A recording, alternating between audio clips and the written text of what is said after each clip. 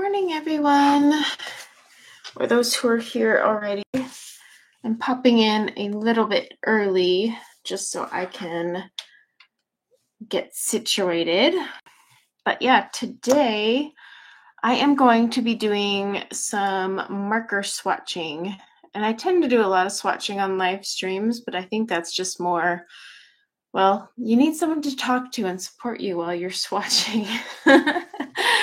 However, this is going to be kind of a fun one. Hi, Brooke. So what I'm going to be doing today is re-swatching my Copics. Now, my Copics are currently swatched on the old school chart. This is the color family chart. You get it from Copic. I have it linked in the description below, so you can get that. It's free. Although there was a typo on one of mine and a missing color, so I had to write it in. But this is an old one from Copic, and it's one I've been using for years, and it's worked out great. I've got, my color families, they're organized and whatnot. Now, you'll notice I don't have any grays when it comes to Copic. The reason for that is I had bought so many grays between my Ohuhu and Arteza that there was just no point in purchasing the Copic grays. One day, maybe this year, lifetime, not so much. That said, I've always really found myself drawn to the wheel rather than a regular family chart, especially with markers. And let me show you why. Hi, Elise and Steven and Mona and anyone else I missed.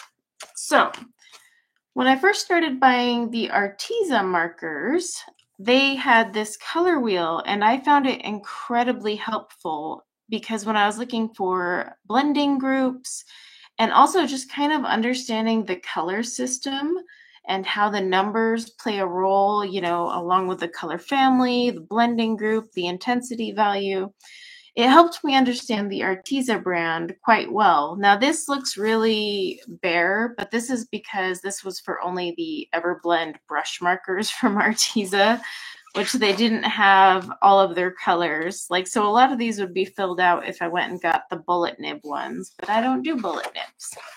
So I decided I was going to go move away from the old school Copic chart and try a Copic wheel. And there is a gal on Etsy. I bought this a while ago, and it's literally just been sitting here waiting for me to give it some love. Now, it's called Courage Passion. I do have it linked in the description below. I also have Nightbot who will spam it on occasion. But she came up with this really cool color wheel that's kind of perfect if you're new to Copics, but also great if you just already know Copics. And like I said, I wanted to get into a wheel. Hers is pretty nifty, though. So not only does she have them broken down by the color family, which is a given because Copic is notorious for giving you, come on camera, focus. We're not going to focus. Okay. They give you a color family number and then letter and then numbers. And that's where people tend to get a little confused. But her chart, she comes with this little sample thing here. And it tells you everything you need to know. I mean, she tells you, hey, these are your secondary, tertiary, primary. She even talks about color temperatures. So the chart is going to go from warm to cool, which is cool how she set that up. She even has little indicators on there indicating what you can get in a chow. Right now I just have Sketch on my desk, but we will be swatching some chows because there's 358 of the Copic Sketch line, but you can get some of them in the chow, which is cheaper. They're just smaller. They don't hold as much ink, but really it's not a big deal. But she does have little indicators, so hey, I could go get this one in a chow and save some money. You know what? I think I'm going to adjust my camera because it seems a little blurry to me. So yeah, her little explanation page is great. Then she starts getting into the numbers, and the numbers are kind of often where people get lost with Copic. But once you actually learn how to understand the Copic numbering system, it makes a lot more sense. The family names you kind of catch on, Earth, Red, whatever. But when you see all those numbers, like here, BG05, you're like, well, what does that mean? So with Copic, that first number is the saturation, which is basically the blending group. And then the number here at the end is the intensity of that. Ideally, the reason Copic created this system was so that if you were to go create a combo with your Copics, you don't really actually need to look at a chart per se. You would know, like, hey, if I pulled, this saturation and value, I know it's going to work with XYZ. That was kind of their plan behind it. That said, we're all visual people and we need a chart, or I need a chart, because I'm not going to sit there and memorize. But I love that it comes with this little explanation thing here. And then this is the actual wheel that we're going to fill out today. Now, like I said, I did not purchase the grays, so I will have the grays missing, but that's not a big deal for me. I have too many Ohuhu grays to get through before I start putting money on a Copic gray. And I honestly I don't, if I need grays with the, 50 different grays from Ohuhu, I'll be fine. But I'm very excited to fill this out. So, hi everyone coming in. So today we're going to work on it. It'll be kind of fun in a few ways. So I've got my Copic sketch markers here. If you're not familiar with them, they're the ones, the classic ones in the rectangle. Did I just say rectangular? Oval, that shape, oval barrel. I prefer the Copic sketch. I like the way these feel in my hand. They're narrow. And I don't know, something about the oval shape makes it easier to hold than a round, which is what the chow is. And then Copic has this gray band right here, which tells you this is the brush nib. And then that is the glorious, infamous brush nib that every brand wants to try and compete with, but don't. And then you have over here your chisel nib. So Copic nibs, you can purchase and replace the nibs. When you buy Copics, look at this marker as a shell. It's just a holder because these are refillable. You can replace the nibs. These are made of nice, sturdy plastic. They're not all flimsy and crummy. I always look at it as an investment. I know a lot of people are afraid of Copics, and it's because of the price tag. However, if you do the math in the long run, Copics have cost me less than all of the cheaper brands out there, including Ohuhu. And yes, Ohuhu now has refills, but not for all of their markers. But Ohuhu doesn't perform at the same level of a Copic. So when people always ask me which ones I have found more cost effective, it is honestly the Copic. Because in the long run, it's an investment that actually stays and pays off in the end. Whereas my Ohuhu, not so much. So, and of course, then you have a great color family chart that they have. Their blending groups are perfection, whereas Ohuhu just kind of slapped colors together and filled in gaps pretty haphazardly over the years. So we're going to fill out this chart today. Hopefully I can fill out the whole thing. We'll see how far my brain allows it. I will zoom us in a little so you can see it, and then I'll just have to be mindful that I am on camera, because that is the biggest thing, right? I don't want to zoom in too much, though, because then I'll just be like, okay, here we go.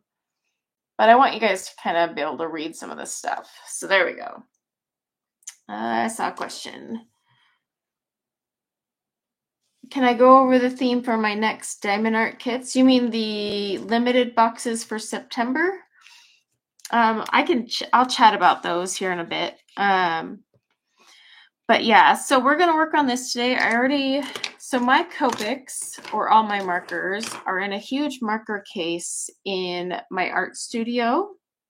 And if you ever look at my art studio tour, you'll see my huge thing that holds all my markers. So I have my Copics all the G's are together and whatnot. So I'm just going to keep pulling them out by groups, and we'll be swatching. But the fun thing is to see how many of these have dried out. So, because Copics, last a long time, but occasionally you'll get a few that have dried out on you.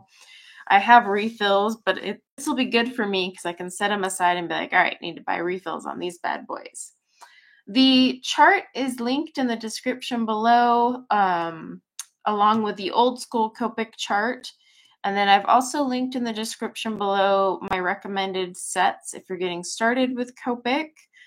And Nightbot will also kind of occasionally pop up and tell you where to get this chart. Now, paper-wise, this is not printed on marker paper. I loathe marker paper. I actually print this on a Hammermill paper that is kind of hard to get our hands on lately. So I'm trying to find an alternative. But once I find an alternative that's constantly in stock, I'll start posting it. But it's a very smooth Hammermill cardstock, and I use it for my markers. And honestly, it works just as good as a Express It blending paper. I've never had an issue with it. It's just great. So let's see, make sure I didn't miss anything. And then Copic's on clearance. Those are my favorite words. And then one person during today's live stream will actually win a copy of this color wheel. So we'll do a random drawing and someone can get a wheel for themselves. But we have 358 markers to swatch, so I'm going to get that going. Okay, not really because I don't have all the grays, but you know what I mean. This is going to be a Where's Waldo moment, but the good news is I've got all my G's out, so I know to look here. So G46, that's where it's going to get a little hairy. There we go. And of course, me being me, I want to stay in the lines. These are smaller squares. However, whoever wins this will get both versions. So you can get the version where you print it on a single sheet like I did here because I can't handle 2 sheets. Or you can print it on, like it splits in half between 2. And then she also has it scaled to print on 11 by 17. So you got a few options. So just keep that in mind. All right, G09, where are you? Is that right? I always have to double check because I want to make sure I'm not getting any. I don't want to screw this chart up, especially if I'm going to take all this time to swatch them. That would be so bad. Like, oh no, I got to start over. And I did not print a spare. Okay, G43, pistachio. And as this fills out, this will be kind of fun because, like I said, I love the colors of Copic. I feel like they really know how to make blending groups, whereas other companies with their alcohol markers, sometimes you're just like, why'd you put that there? Especially when it comes to purples. I get flustered. Where is this G20? Oh, there it is. So I'm really excited to see what this looks like filled out. But yeah, for those who are coming in, I do have links in the description below to the chart, my favorite Copic sets to get you started, and then the old school Copic chart, which is what I'm replacing if I end up liking how this wheel works out. Stay in the lines. Let's see. So yeah, this paper is a Hammermill paper, but it's kind of a pain in the butt to get. G94. So I'm trying to find a good replacement. I haven't had time to test it because I haven't been playing with my markers as much as I would like. But I plan to do that because that's why I'm also working on this chart. I want to do more with my Copics. I do like my Ohuhus, but I really love to sit there and color with Copics. I don't know. They blend together. They're fun. Their numbering system makes sense. All of the above. All right, G19. And I don't know how many of you have Copics, but like I said earlier, while people were coming in, I always tell people Copics are well worth the investment just because you can refill them, you can change out your nibs. Like long term, I feel like I've gotten more bang for my buck from my Copics than any other brand of marker. And then of course you have that, you know, the Copic nib and all that going for it. And then the good color selection. 94. I know I saw you. This is going to be a game of Where's Waldo. Wait, do I have two 94s? I do. I have a few dupes in my set, and that's because I used to do art subscription boxes. And then, so I would end up like, they'd send you Copics in the art subscription boxes. So sometimes I have doubles of a few of my Copics. It's not a bad problem to have, I guess. I thought I weeded them all out and put them in a pile, but apparently that one escaped me. So let's get that one colored in there. Ooh. A couple of my Copics are dirtier than the other ones. So once these dry, I mean, remember when markers are wet, it's harder to read. And I know with the way my camera is, it's probably harder to read too. But I can read out the numbers and stuff just fine. But if you're having trouble, you can always go over it with a white gel pen and write in the number. Just depends on, I guess, what works for your vision, right? G40, that is this little guy here.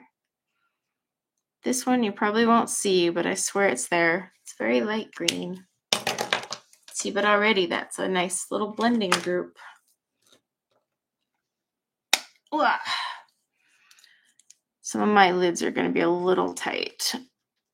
So what I did is I bought all of the Copic colors except the grays, because like I said, I had already bought all of the grays from Ohuhu, and it just didn't make any sense because I don't use grays very often. G99. But yeah, I do prefer to use my Copics. When I do marker tutorials, I usually grab my Ohuhu because I know that's what most people own.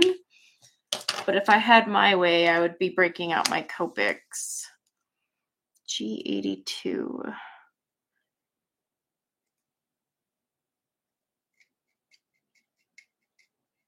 And I do love the little squeak that the Copic nib makes. It's one of my favorites.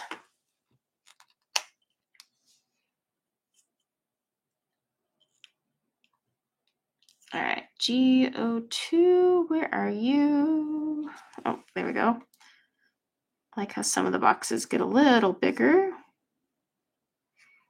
I do like that this chart indicates what you can get in a chow versus the sketch, especially if you're on a budget.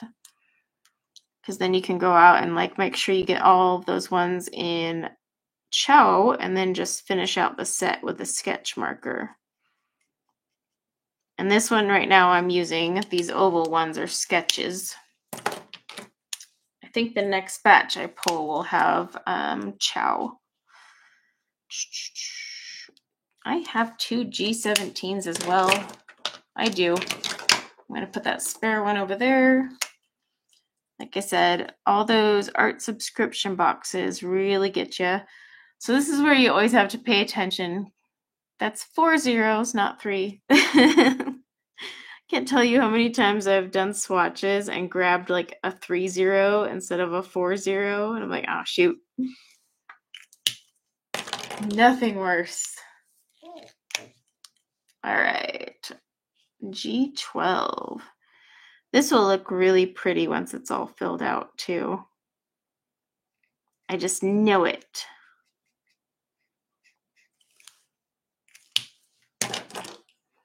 And I've been looking at quite a few Copic color wheels, but this one had caught my eye because of the way she designed it. Because there are other Copic wheels out there. It's just this particular gal's version. I was drawn to it. So I'm hoping after I sit here and swatch all these, see now we got our 3 zeros, I don't regret it. But I wanted to get away from the old chart for sure. All right. G29. I know a couple of my Copics have gotten put out of place over the years, so we're gonna find random Copics in bins they shouldn't belong, but oh well. G28. And then I know I have a couple Copics that are sitting in a pile that need refills, so those ones I won't be able to swatch. But let me grab the next set. I'm just pulling them bin for bin. Oh my goodness. This is a lot of Copics to try and manhandle at once here.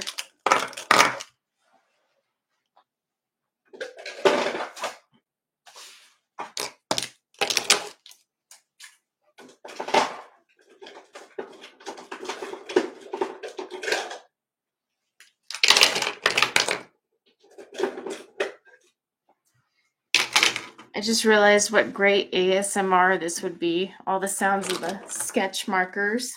Just making clinking noises. All right, so most of these are YG. Oh, here we go. Here is a chow, for those of you who are curious what a chow was. So we have the Copic Sketch and the Copic Chow. Both still have the chisel and brush nib. This one is round and it is going to hold less ink. And then, of course, you won't have the numbers on the top because it just has like this vented lid. But you can get quite a few of the colors in the chow. And like I said, this chart actually tells you which you can get it in, classic sketch versus chow. So that's a nice little handy dandy thing. I prefer the sketch though, but that's just me. There are 358 colors in this line specifically. So let's see, YG00. That's this one. I want to make sure I'm on camera. But here's the thing, you don't need to actually buy every single Copic marker color unless you have a completionist problem like myself. YG99. Because a lot of their colors are pretty close to one another. You could skip a few in the blending families. It might be harder if you're newer. Let's see, YG09. But just, you'll have to practice a little bit more is all. Let me double, yep, YG09. But yeah, I mean, once you get more advanced with marker blending, I often will, skip over groups and make a harder blend. But when you're new to markers, that can get a little dicey. So the chart is linked in the description below, but also Nightbot. If you just hang out, Nightbot will probably spam it any minute now. I think I have it set to go off like every 15 minutes. Could be wrong on that part though. All right. Yeah, you can put circle numbers on the top of the chow markers, especially if you have them stored the way I store mine. That way you can see them. I bought quite a few chows to save money, but I do prefer the sketch. But that's just personal preference. Like, there's no right or wrong there. Like, if you want to save money, then definitely try and get as many as you can in the chow version. And just keep in mind, you're going to have to refill them more often because they just don't have the same amount of ink capacity. All right, YG91. Oh, there we go. It'll be fun after I fill out this chart to like go through and do some like little art on each one or something. I don't know. Make it more colorful.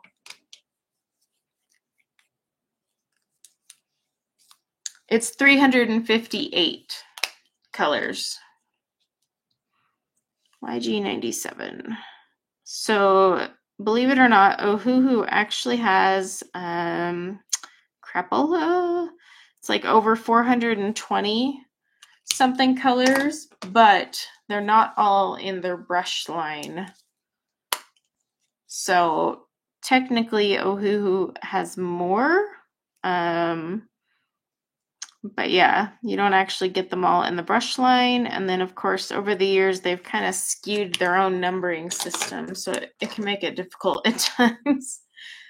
There's a whole list that tells you if your old Ohuhu is numbered this, it is now this, which is nice, but still, I wish they didn't go back through and be like, you know, it'd be fun changing all our numbers.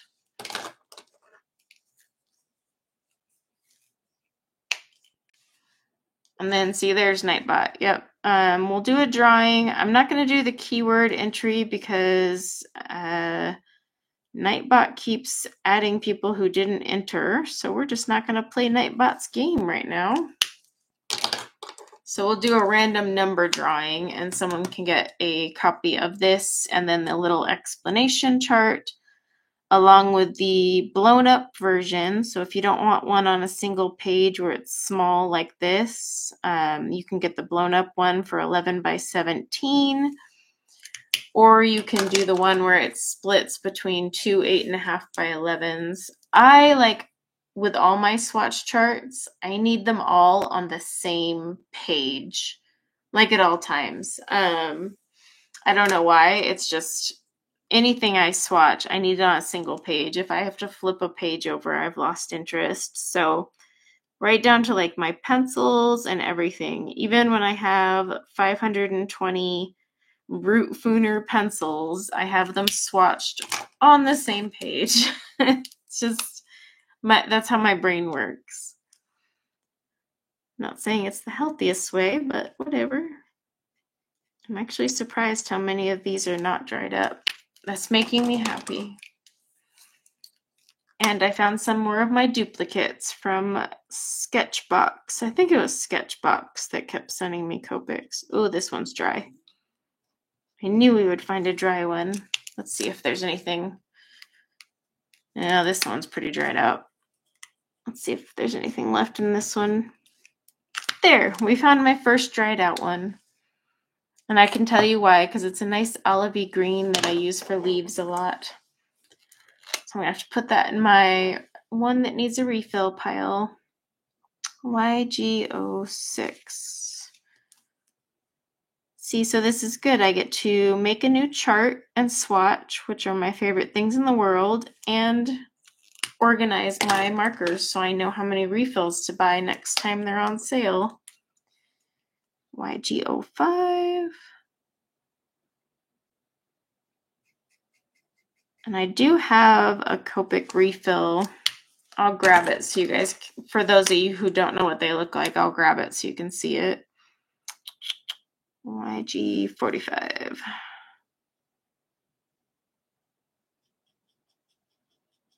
Such teeny tiny boxes. I will admit, like, I like, one of the things that I like about the nib from Copic is it has a lot of give, so it's bendy, but I can actually get into smaller spaces easier than with my Ohuhu. I don't know. They've got like magic in their nibs. YG17.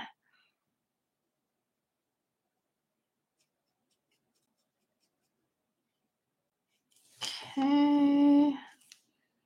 The perfectionist in me wants to fill out every inch of that teeny tiny box. YG67.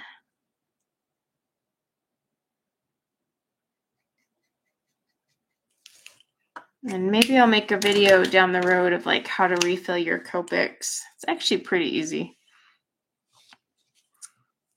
YG03. Same thing with changing out your Copic nibs.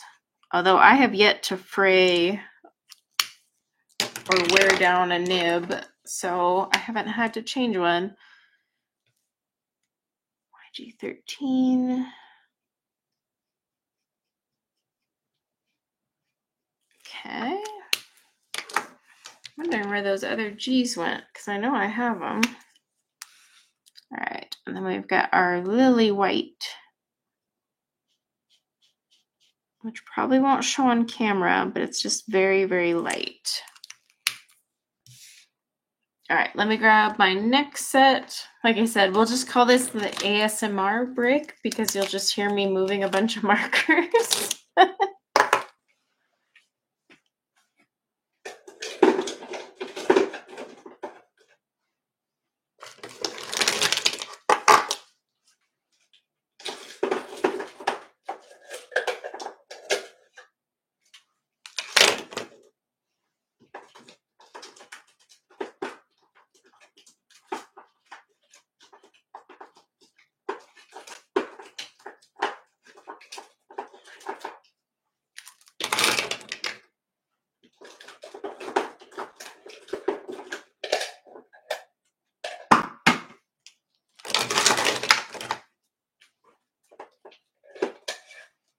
Okay.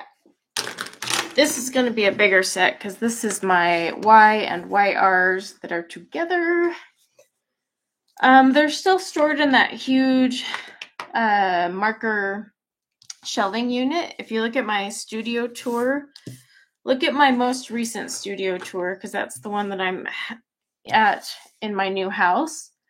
It's a storage unit I bought from a guy on Etsy who makes them custom, Y35. And I got his largest one because I didn't want to just store my Copics. I wanted to store my Artezas and my Ohuhus. So it holds all my markers in there. And yeah, it does a great job. It's massive capacity. So all of my Ohuhus, which are 370 of them I have, are in there. All of my Artezas are in there, and then all of my Copics are in there with room to spare. It's quite an impressive beast of a storage unit, I'm not gonna lie. Let's see, Y06.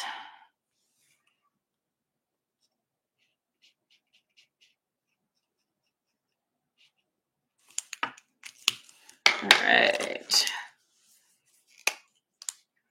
Yeah, I haven't shown it in a while, and I would move the camera, but it's angled at I've got so much stuff in front of it, you wouldn't be able to see it.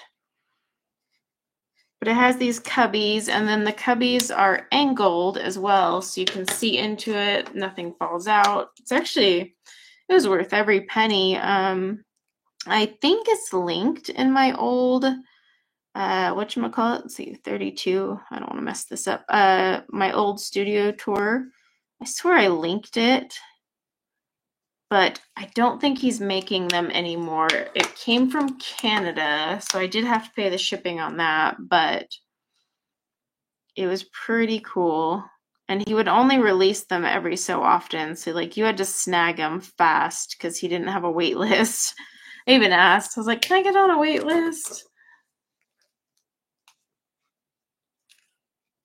All right, let's see. YR, so we'll be going between the two because I have combined these both.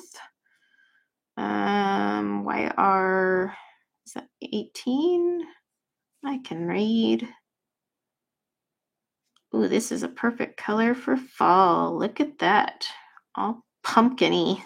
Yeah. So my kids' schooling has gotten all screwed up, unfortunately. My youngest, her elementary school, we kind of had a feeling was not going to open on time, but they kept promising us it would just be a delayed start and they would start September 3rd.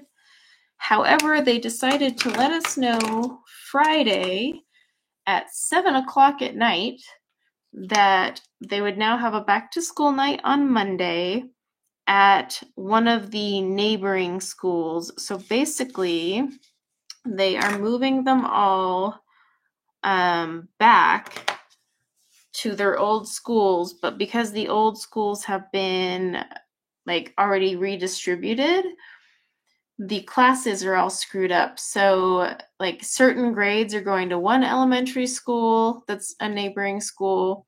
Certain grades are going back to the old school my kids went to. And luckily my daughter's grade is going to her old school.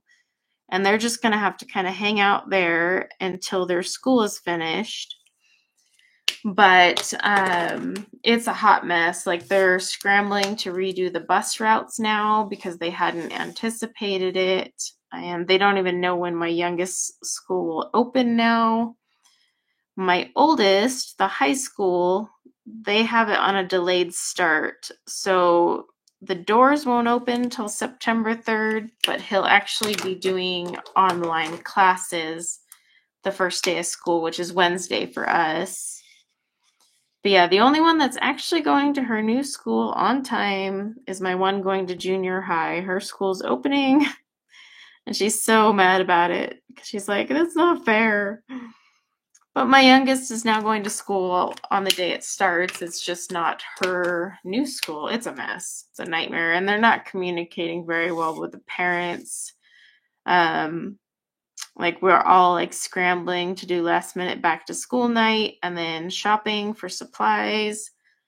And yeah, and then we still don't even know when they'll actually go to the new school.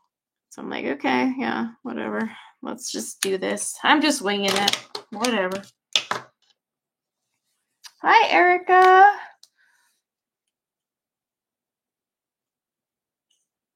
The Y35 and Y18, they are not identical. This is actually more peachy. It might be just on the camera, but definitely not identical at all. This is more orangey. But yeah, it could be my camera. I gotta keep remembering to double check that I'm doing the right one here. So Y21. I am in the mood for fall. Does anyone know when the pumpkin spice latte comes out? Yeah, I'm that person. I'm there on opening day, all up in the line, and I'm getting my pumpkin spice latte. But have they officially given the release date? It's always like the same week my kids go to school. So I'm always like, woohoo! Last year was beautiful because it was on the day they started school. It was seriously fate. It was meant to be. It was beautiful. It could be your monitor, but it also could be, remember, I'm swatching these and some of them are still damp. Markers, you need to keep in mind, never judge a marker until it's completely dry and then take a look-see. But yeah, they're not the same at all. It could be my camera, it could be the resolution you're watching on, but they're not the same at all. And if I swatched them in a bigger box, that might help you see that probably too. So keep that in mind. YR65. But yeah, I keep checking the Starbucks thing to find out when my PSL comes out. Because I will be there on day one getting that sucker. I don't even care. But I am ready for fall. I want to color pumpkins and drink my pumpkin spice, eat a pumpkin muffin. I even get this pumpkin protein shake. Oh, it's so good. So good. They have it at Walmart now. So you can get the pumpkin protein shake, but you can't get your pumpkin spice latte. And I want my pumpkin spice Cheerios to come out because those things like came straight from heaven. Basically, I need pumpkin spice to just start showing up really bad. I want the pumpkin spice latte M&Ms to also show up. Has anyone else ever had those? Oh my gosh. I remember I couldn't find them in Utah, and a friend of mine shipped me a whole bunch of them. She was like at her Walmart, and she knew I loved them, and I couldn't get them out here, and she bought a ton and just shipped them to me. That was the happiest of happy mail. I'm pretty sure I teared. I cried like a baby because it was so beautiful. Let's see. But yes, I am that person. Oh, this one's dry too. So that's 2 we've got dried out. That's not bad, to be honest. I might have refills for those ones already. When it comes to Copic refills, I would wait till you can get them on sale. And I know there's big old controversy over the Copic refills, but we're not going to talk about that today. Oh, it's right there. Like I said, eventually this is going to turn into Where's Waldo. I'm going to sit there and be like, I swear I see it.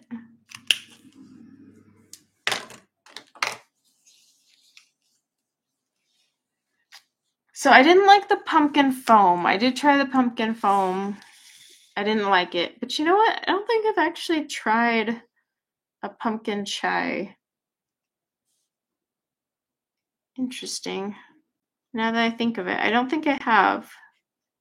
I've been making pumpkin chai wax melts for the Etsy store all week, so I've been smelling it and smelling like it. I don't think I've done the actual pumpkin chai though. YR23. That's this bad boy right here.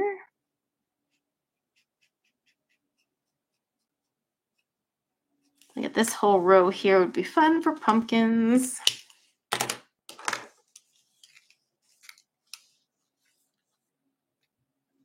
The controversy. What are the blank swatch boxes below the Y and the YR? Which blanks? There's no blank swatch boxes. So which ones are you talking about? Or are you talking about these here? Because this is the earth tones, which is a different color family. I joke about the refill controversy because, gosh, what was it, like 2 years ago now? It's been a while, but people are still not over it. They used to have bigger refills, and they went to a smaller size, but didn't change the price, and it ticked a lot of people off. But you still get, anywhere from 4 to 6 refills per Copic refill. To me, I'm just like, whatever. That's just how it works. They always shrink them down and charge the same. That's just life. So it didn't bug me, but it was a huge thing in the art community for a long time. And there's still people that are salty over it. I'm just like, whatever. But you could get like the old refills. They had those on discount at one point for like a killer price, and I wish I would have jumped on it, and I didn't. So yeah, the FOMO is real on that one. So you can buy Copic refills anywhere, craft store, on their website, but their website is overpriced, so I don't suggest that. I usually wait till they go on sale at the craft stores and grab them, but you can get them anywhere art supplies are sold. Blick also, like any art supply store will have them. So just keep an eye out for that. We're in the Ys. But I mean, just keep in mind your refill pin is not a single use thing here. You'll get multiple refills. It'll depend on if you're refilling a sketch or a Copic though. I actually have the exact ounces written down somewhere, and I can't remember where I put it. It's on my phone somewhere.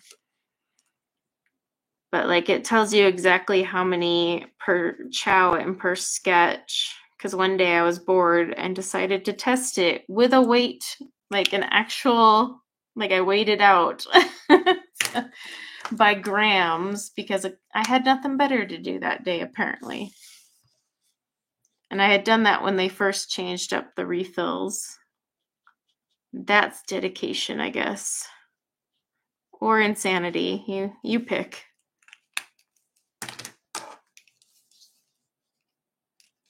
Yeah, there was a time you could get them on clearance and it was gorgeous. I wish I would have done it, but I had just bought a bunch of Copics and I was like, oh crap, I can't go and spend all that money.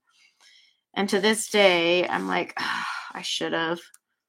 Because those ones were a lot bigger. You could refill a lot more. And then they were on clearance. There were so many reasons to buy them. And yeah, I did not.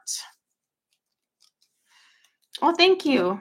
I normally only do mermaid nails during Mermay, but I don't know what it is. Like, I guess maybe because it's like 105 freaking degrees every day out here this summer. I was like, it's still summer. I'm going to do one more summery looking nail thing. And this is what I went with. I like the mermaid nails for some reason. And I never did a blue one. This is my last bright summery ones. Then I'm going to go all fall. Why 13? Speaking of nails, so anyone who subscribes to my channel knows I get my nails done, and I love to get my nails done, and I don't like to be plain Jane about my nails. But I laughed so hard because I had some comments about how I should fire my nail lady because my nails are too distracting. And I laughed because I'm just like, okay, whatever. But I don't know. I enjoy having fun nails. It's like an expression of art. But plus my nail lady and I are currently doing old school bartering. It's awesome. Because my son's not using his soccer net anymore because he's quit soccer. Don't get me started on that. And so we have his nice soccer net in my backyard, and her daughter's in comp soccer. And so she was like, hey, how about we just barter? I take the net and you get several free nail visits. I'm like, woo! I love bartering. Why is that like not a thing anymore? It should be. Makes it easier. It would have been dumb for us to Venmo each other, only to Venmo each other back every other Friday when I went in for my nails.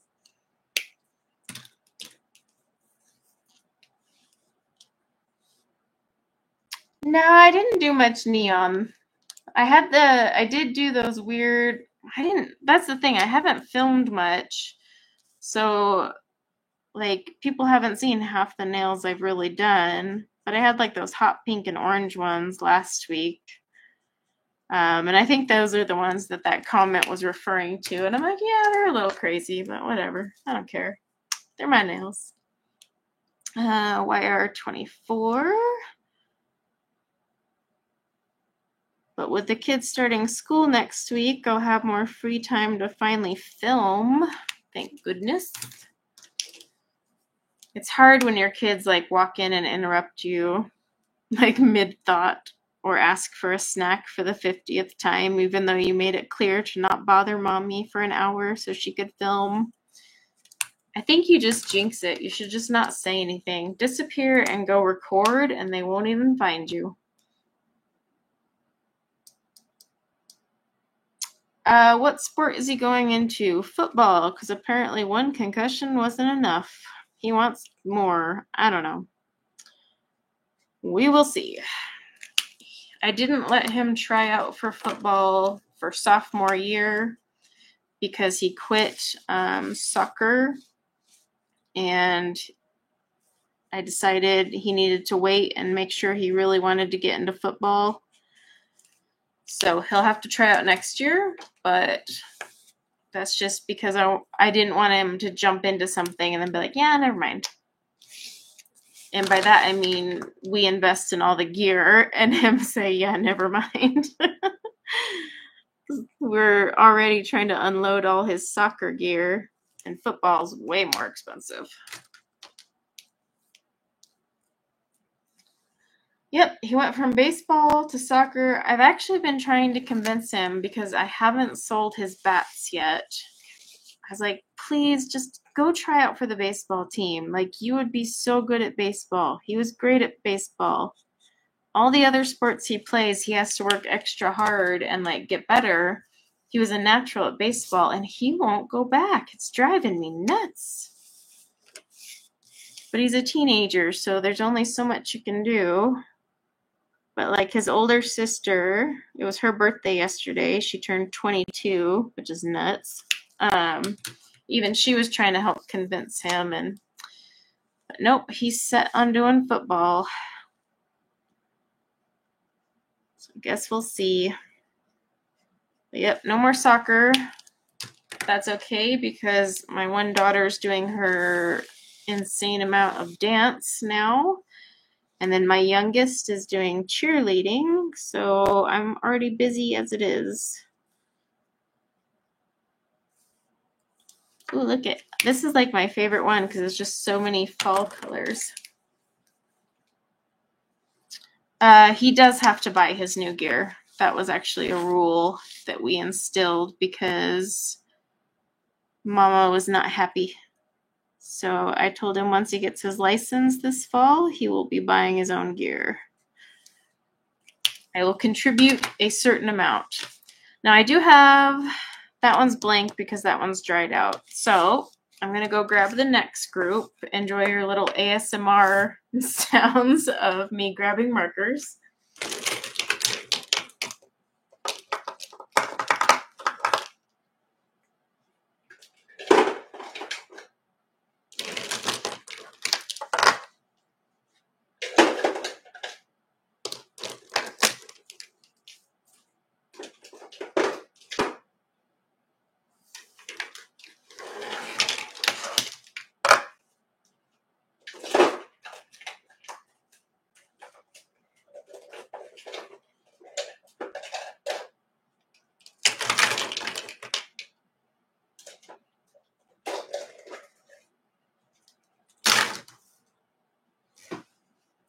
Oh, I love the sound of markers in the morning. Okay, we are going to tackle the E's. And there are, you know, I'm looking at this chart and it feels like there's not a lot of E's here, considering how many E's or earth tones there are. See the E there? Because I have tons, but maybe they'll fit and it's just deceiving. We're going to find out, I guess. Let's see, E09. Oh, there it is. I will say, when it comes to the earth tones, Copic really went crazy.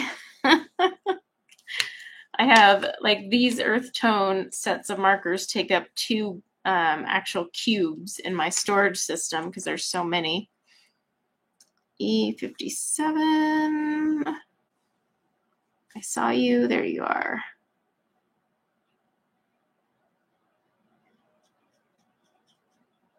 Trying to stay in the line there. To be honest, I think he's gotten injured more in soccer than he would actually get injured in football. I'm not going to lie. Soccer at his age is pretty brutal, and they're not wearing any sort of protective gear at all. And some of those defenders in soccer easily have 50 pounds on him. And when they do a body slam, which is legal in soccer, if you do it right, I should put that out there, it can hurt. So I honestly think he's probably suffered more injuries in soccer than any other sport.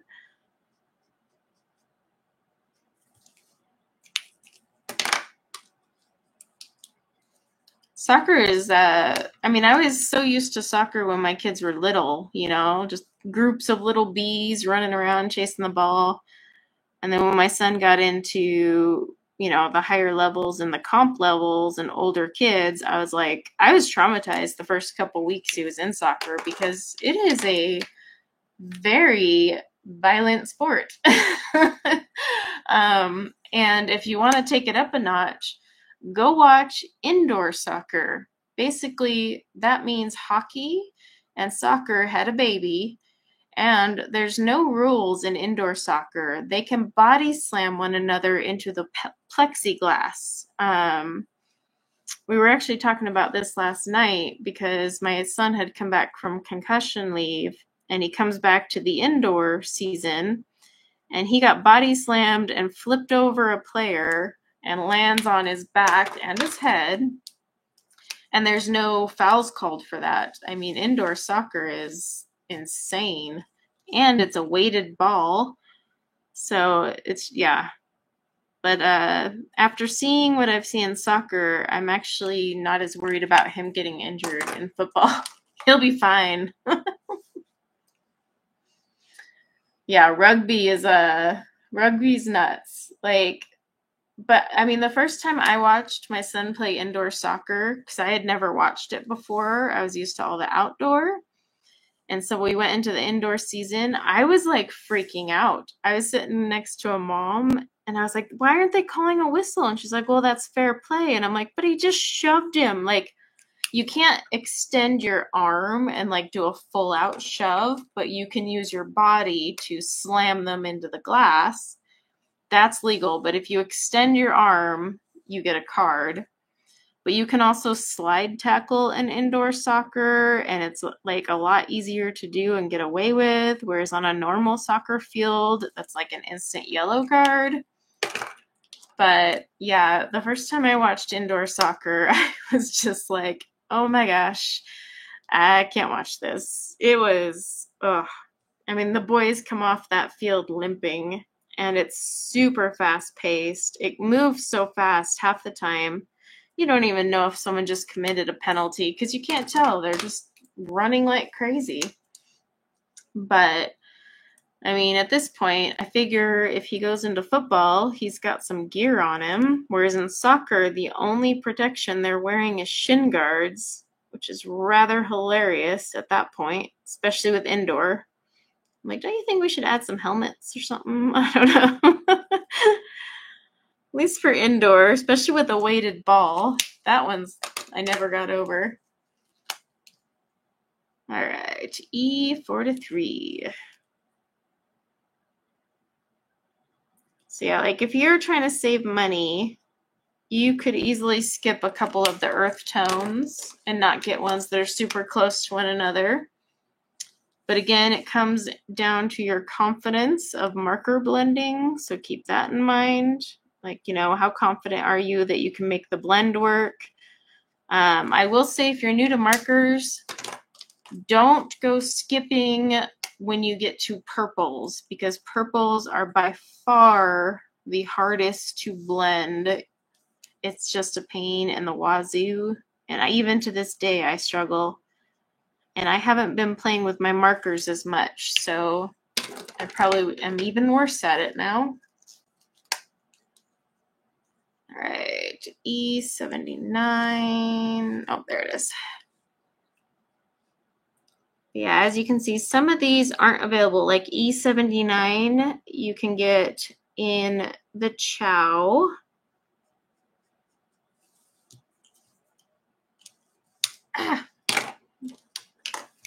One thing I just found that's interesting, I think she mislabeled this because E79 comes in the Chow and the Sketch, but I'll have to double check with her on this. Okay, E44. I do know I have quite a few dupes of my earth tones from art subscription boxes. So this will be a good way to weed those out so I can put them off to the side.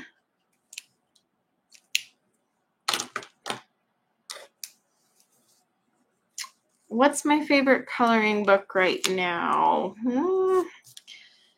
So I have been kind of on and off with coloring lately. I've got just ever since I quit that job, I'm joking and calling it my mini midlife crisis. I need to find my path. So I haven't been coloring as much as I normally would. But yesterday I actually started coloring, but it was a PDF portrait. I do love portraits. I had originally just planned to color the hair, and then I kept going.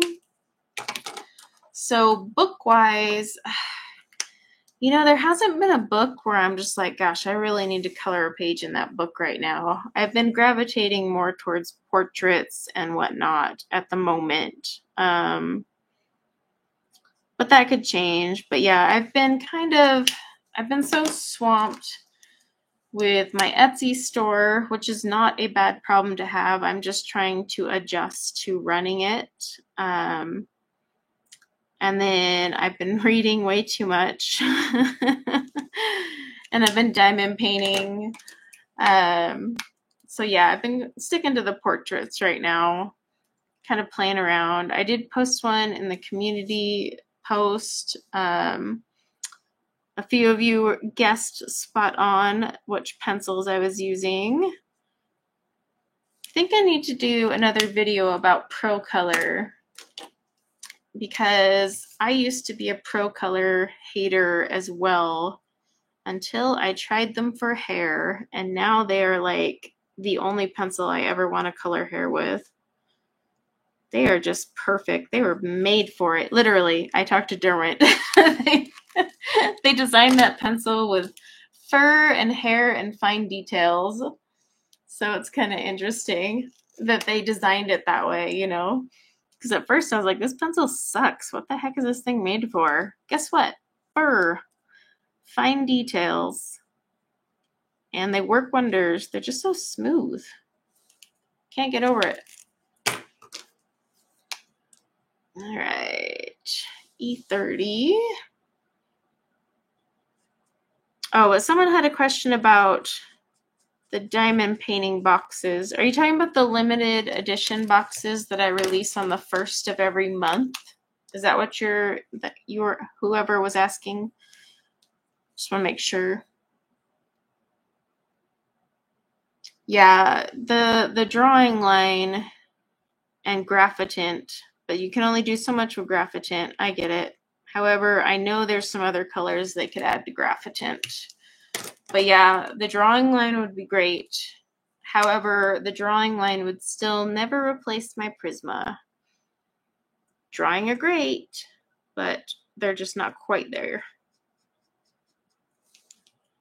Although I do break out my drawing pencils more in the fall because they have that like autumnal palette to them. At least I feel that way. I don't know if anyone else has noticed that about the Derwent drawing. All right. This one goes easier because I can like read them as it curves around. Okay, so it is the limited one, yeah. So I have the limited edition box that releases on the 1st of every month. And it's honestly hit or miss. Sometimes they'll sell out the same day, which freaks me out because then I'm like, crap. Other times it lasts 2 or 3 days. It just depends. But what it is it's a limited edition set. It has drills that I have worked with Shimmering Canvases on. We collaborate. And then it has a custom made tray as well that I collaborate with another Etsy store on. And then it'll have the limited edition scents of putty and wax, which aren't available in the store outside of the limited edition month. So like if it's a limited edition scent that month, it's not going to come back. I bring some back months later, but it's not going to be just hanging out in the inventory kind of thing. So that's what those are. But I only release so many, and the September one, I'm trying something different. I'm going to split because I have 2 themes. One is apple because back to school, and the other is sunflower. They're going to be pretty cool. I need to start creating teaser videos. All right, let me grab my other sets of earth tones.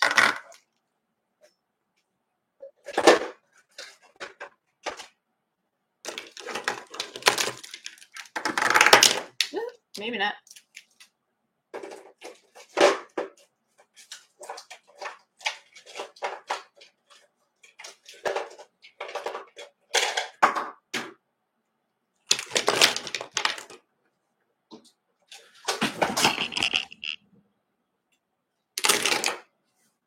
Excuse my whole thing moving there.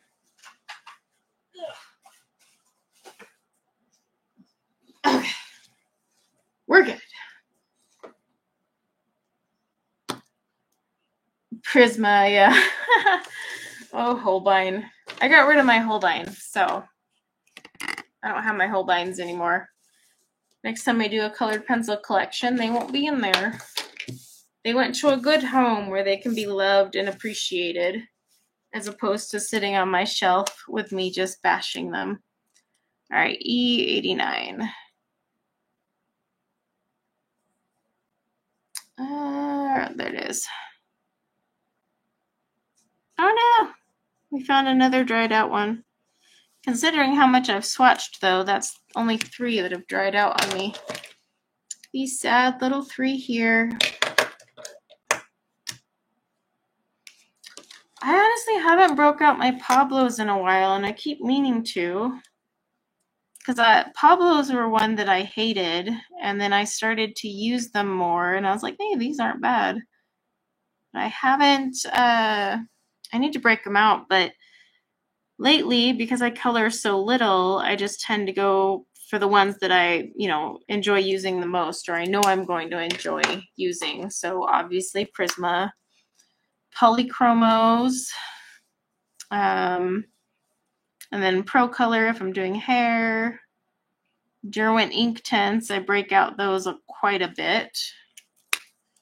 I'm becoming an Inktense lover. Will they replace my Prisma? No, never.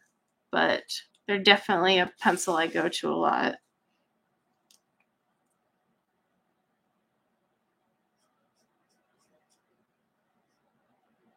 The earth tones have always fascinated me from this brand.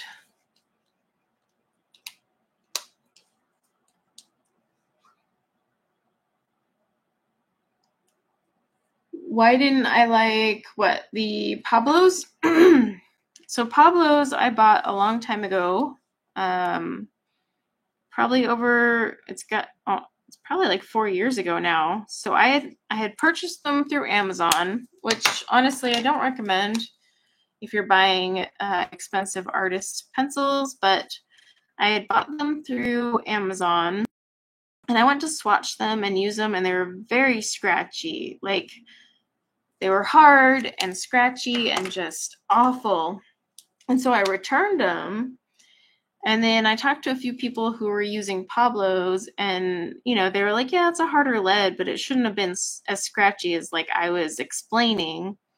So one day I decided on a whim to buy a set of Pablos from Blick rather than Amazon, so I can get them from an actual art supply store.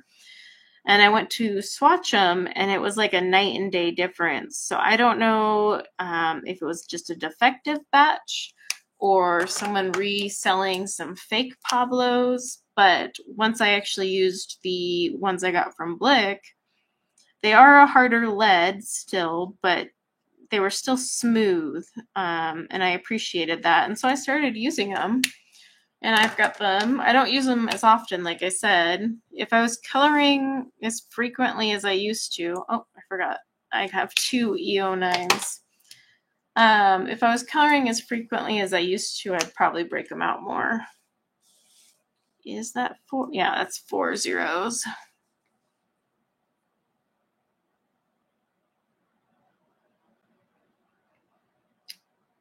The Derwent drawing pencils, yeah, they're colored pencils, but they're called Derwent drawing. Really nice, smooth cores. No, they are not smushable like the Prisma, but they are pretty darn close. More close than their ChromaFlow. Oh, the ChromaFlow. I still need to review those. They're sitting on my desk taunting me. Review me.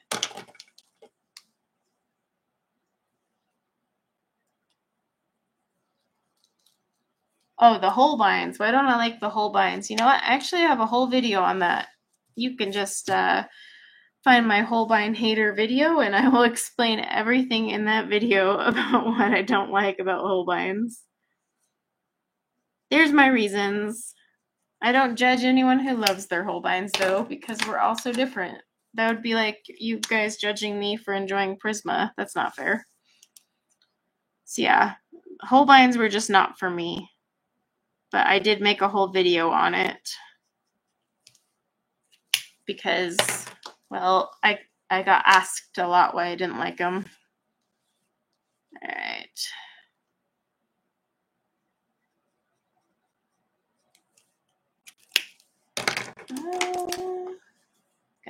Getting into our more pinky earth tones. We're over here. Like a lot of these I use for skin tone when I'm coloring, mixed with a little bit from the red line and a little bit from the yellow red line. 81.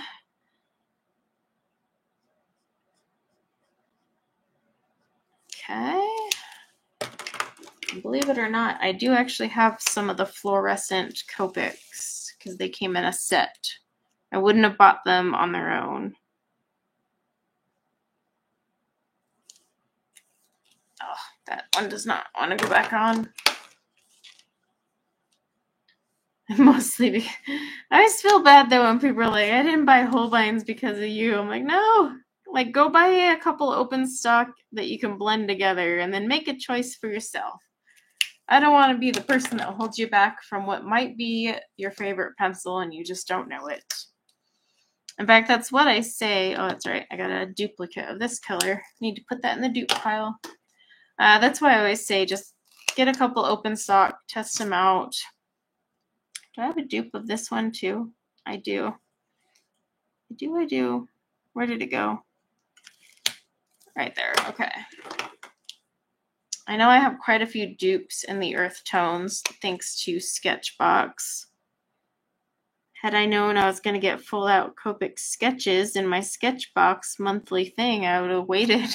Because then I was like, dang it, I just bought that color.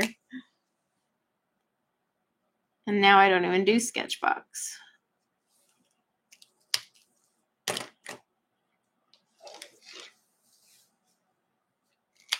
Yeah, if it's a pencil you're kind of on the fence about, you should always just grab some open stock. You know, colors that you know you can blend together so you can practice and see if you like how they blend, and then kind of go from there. It's the cheapest way. I mean, open stock Holbeins aren't necessarily cheap, but it's cheaper than buying the whole set. All right, let me grab my next set of markers.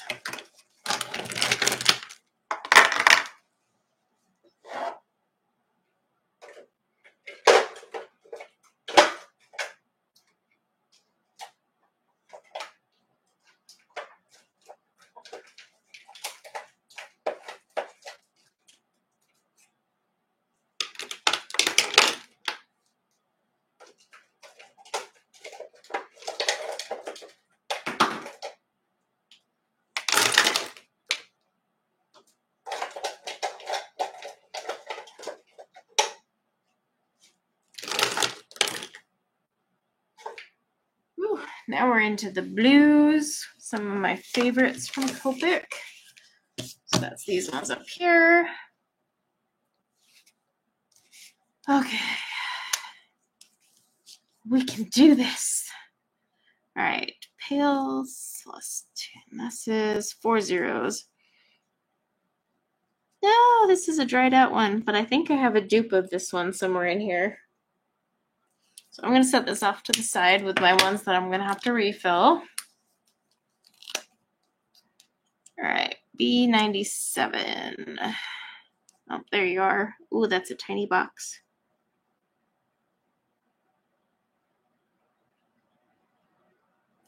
Okay. B52.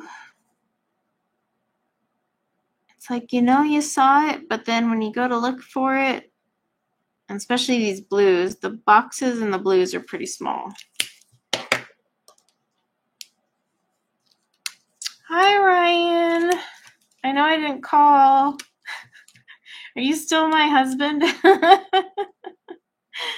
Are we still married since I haven't been calling?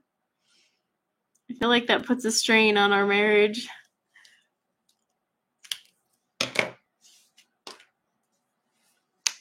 All right, B69. You know, I love the name, Stratospheric Blue. That's a great name. I do love the blues from Copic and their blue violets. Oh, they are some of the prettiest. All right, B34. Oh no, this one's dried out too. All right, put that in the dried out pile.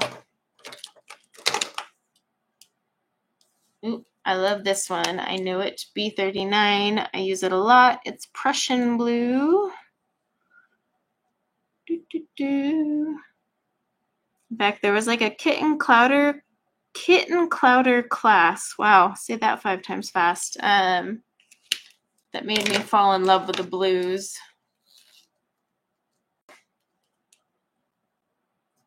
I can't afford the divorce. I'm with you, babe. We're fine. We'll stick it through. All right. B16. I do wish the gal that made this chart made the blue boxes a little bit thicker. I mean, I know she was limited on space, but like these blue violets here, like these are huge. She could have kind of scooched this over. Made some more room because the blues are so vibrant and there's so many of them. I kind of feel like they're getting squished in here. Yeah, this one's dried out too. What is this? My blues have betrayed me. I just got done like tooting their horn saying how much I love them. All right, B63. But like I said earlier, this is going to help me find which ones I need to get refills for.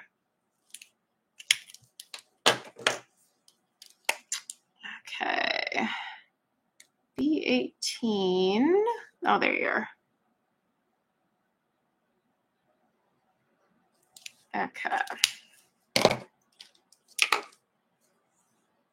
Oh, I know the kitten clouder ones are so nice, and like I get them plus the bonus classes, and I have a whole. I'm like way backlogged by like a year of tutorials, but luckily they leave the tutorials up the whole time. So like 6 months later, if you finally get to it, it's still there. But I will say it's worth the money, especially the marker classes. If you're not used to coloring with markers, that woman and her skills with markers, yeah, she's amazing. And she's an Aussie with an amazing Aussie accent. So I love Australian accents. But she does awesome work, and her tutorials are really fun and easy to follow. But if you want to learn how to use your Copics, I would definitely at least sign up for her marker class because, yeah, she knows what she's doing. And I have quite a few of hers. In fact, that was actually one of my 2024 resolutions. I was going to go and do like all the classes and catch up because I'm like, I pay for this every month. It's not that expensive either. And I pay also for her Prisma class because I just love to see what she does with Prismas. But yeah, that was one of my resolutions. I was going to catch up and work on them every month. And let's just say like all New Year's resolutions, that one did not happen. So I really do need to get through there and like get caught up. I hate just seeing them sit there. Her marker, like that woman with Copics, I mean, I'll sit there and watch her and be like, okay, mine didn't look that way. But I've learned a lot from her and her lessons with Copics. She does crazy good stuff. I mean, you should see what she starts with the line art and then just what she finishes with a marker. You're like, what the? It's witchcraft. That's what it is. All right. B000. And then she's really talented with Prismas as well. And those are her go-to, Prisma and Copic. It's like she was meant for me. B41.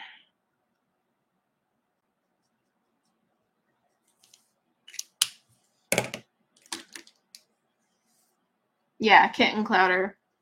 I definitely recommend it. Oh, there's my dupe. I had a dupe of that one blue.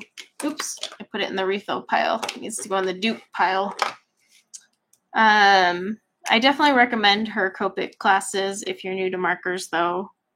You don't have to like stay signed up forever. Take a few of her classes. She also has free ones on her site too, so don't forget to check out those. B29. But I mean, like, these aren't, oh, sweet. I had a duplicate of B29, so I can fill out the square. Check me out. Where's my empty one? I'm going to put that in the deal with you later pile. Yeah, she has some free tutorials, but the tutorials she sits there and makes every month are amazing. Very, very good. Like, she even explains why with everything. So she teaches you about, like, you know, light and making sure you're using your resources. It's good stuff. And no, I'm not an affiliate and or paid to say any of that. I'm tooting her horn because she's awesome. So let's put that one out there too. I made no money sponsoring that or endorsing that. Whatever.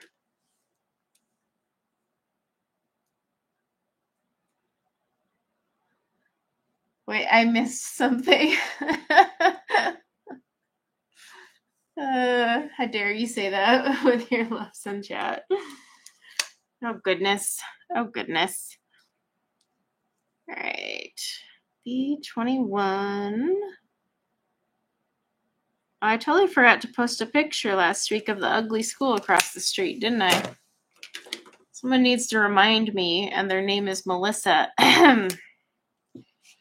In fact, after my last stream, Melissa sent me a whole list. It's like she's my little assistant. I love it.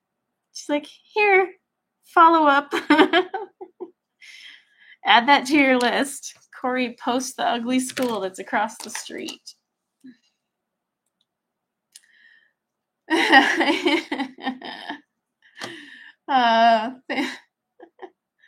Thank you, Ryan. Vanna White stress. Let's see.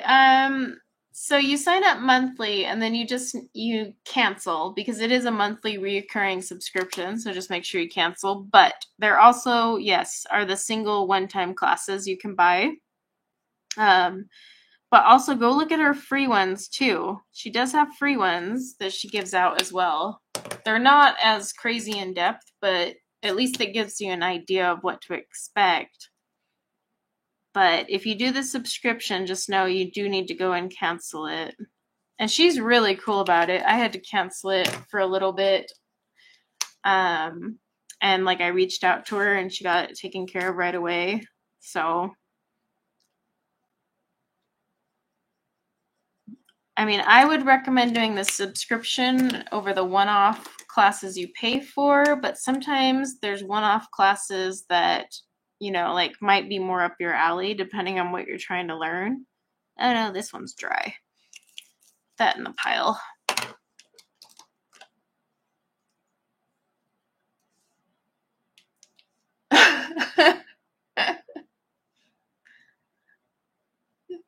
Melissa keeps accidentally deleting messages. You need more coffee. You need a pumpkin spice latte. Seriously, Google it. When does it come out? Someone find me a date. I know it's coming up. It's got to be next week, right? Sometime next week. That's my theory. Let's see. Oh, you're in the Facebook group? I am. So I'm really struggling with social media, like really bad. Just Facebook groups, posting for myself. It's been a struggle to keep up with social media, and I want to, and I never have the time, or even just to like reply to comments. So definitely, that's one of my things I want to work on. I feel so isolated.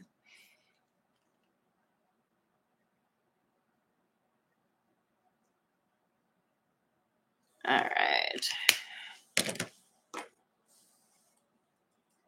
What's the time range right now? Normally they announce it by now, which is weird because they'll usually announce it after mid-August. Like, okay, here you go, all you PSL junkies. But apparently they're holding out on us. All right, B91. Okay, what the heck? How am I missing this one? Or is it in one of my dried out? Oh, never mind. It's dried out. That's why. I was like, why would I be missing that? All right, let me grab my next set. Oh, if you're looking for the time, check not only their website, but their Twitter feed. Sometimes they drop it on Twitter when they're actually going to release it. Don't know why they do that, because I don't go on Twitter. Oh, I'm sorry, X is now it's called. But yeah, sometimes they do that.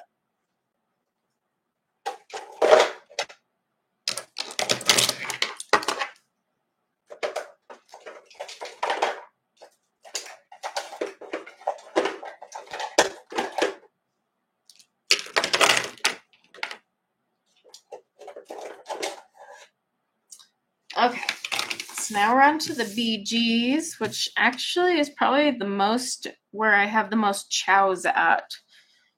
Maybe, yeah, I would say most of my chows came in the BG line, which is kind of interesting.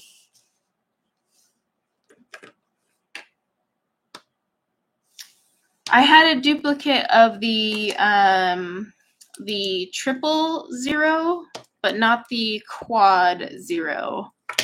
It gets confusing. My quad 0 is out of ink, so I gotta refill that. But I had a duplicate, of the 000. Wow, that's where it gets confusing. All right, BG05. But I do think I have a refill. I've got a couple refills of those.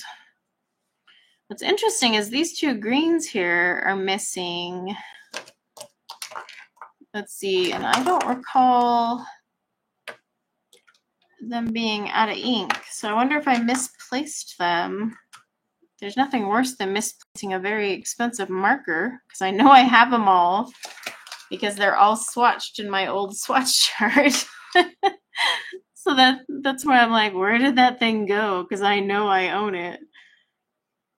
It's one thing if I lose an Ohuhu, I'm like, whatever, that was like 90-something cents, right, in this set. But a Copic, I'm like, oh, I don't want to lose that. I wonder if it's hiding around here somewhere.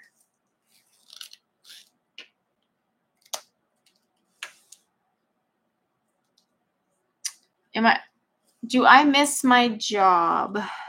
I miss the steady paycheck every other Friday. Does that count? Because it was nice to wake up and be like, I get paid today. But other than that, I don't. I've actually been looking at jobs, but I'm just going to call it my mini midlife crisis, because I don't want to actually get back into the type of work that I am qualified to do. I don't want to be anyone's boss. I want to clock out and say later, suckers, and call it a day. And not have to deal with people texting me at all hours of the day or hopping on an emergency flight to go fire someone. Like, I don't want that life anymore. So right now, I am just going to run my Etsy full time, see where that takes me. So if anyone wants to buy some wax melts, please do, because that's what I do now. But no, I'm working on that and my books right now. And we will see. Let's see, BG90. That and spending my Sundays swatching Copic markers. Might even zoom you guys in a little more, because some of these boxes are so teeny tiny. See if I can zoom it in a tiny bit without like scaring us all. All right. It's probably the safest. BG02. They do have some really pretty tealish colors. There we go. In fact, there was a Kit and Clutter class where you were like coloring almost like Jasmine from Aladdin. I had to think on that one. And yeah, I used a lot of teals. That was a pretty one. BG49.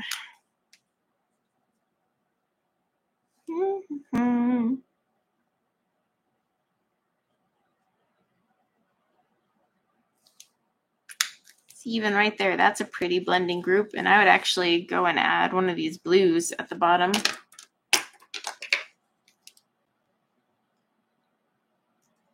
Oh, yeah. So in September, it's going to be changed up a little bit. Just FYI, I'm going to actually, because what I've been doing is offering 3 limited edition scents. And then like you pick. But September's box is actually going to be 2 different themes because I couldn't decide. So one is a gnome and sunflower theme. Where the heck is this color? And then it's right there. Another one is the apple theme. So it'll be kind of interesting. But once they sell out, they're gone. So that's the only catch. But they release on the 1st of every month by 8 a.m. Mountain Standard Time. And if they're ever going to be late, I usually put up a note because sometimes things happen. Okay. Bye, Erica. With my kids in school this week, I'll be able to call you. I promise. I won't be like this way and that way with all the kids. I love my kids, don't get me wrong. It's just summer. You're like near the end of summer, you're like, okay, I need routine again. I thrive on routine. All right, BG13. Not to be confused with PG13. Such a pretty color.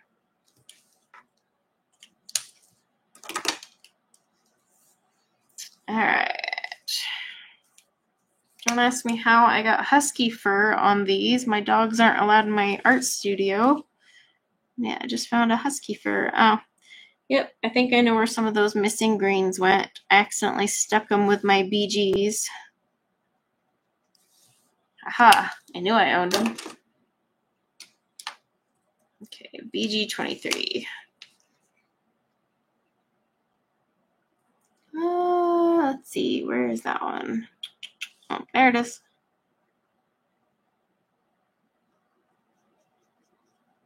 Okay.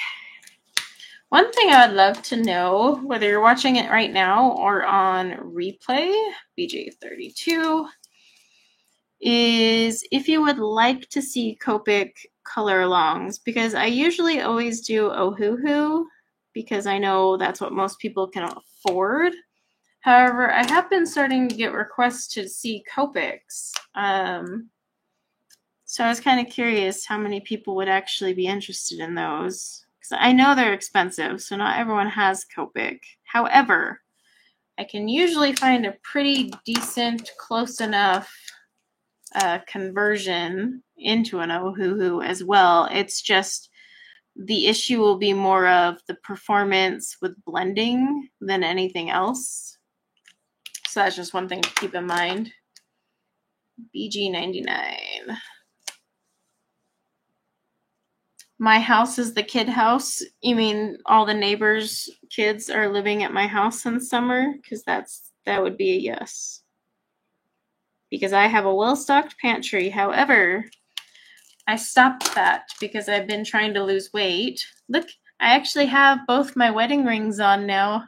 I had gained so much weight that I couldn't wear my wedding band, and then I lost enough weight that I could get my engagement ring on, and now I can wear them both. I was like, look at me.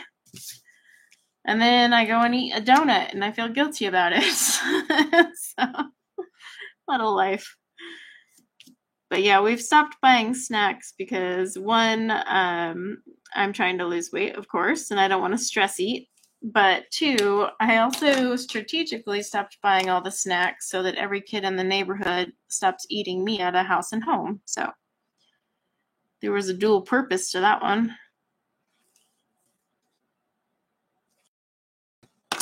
I love having the other kids over here. I don't want to feed them all.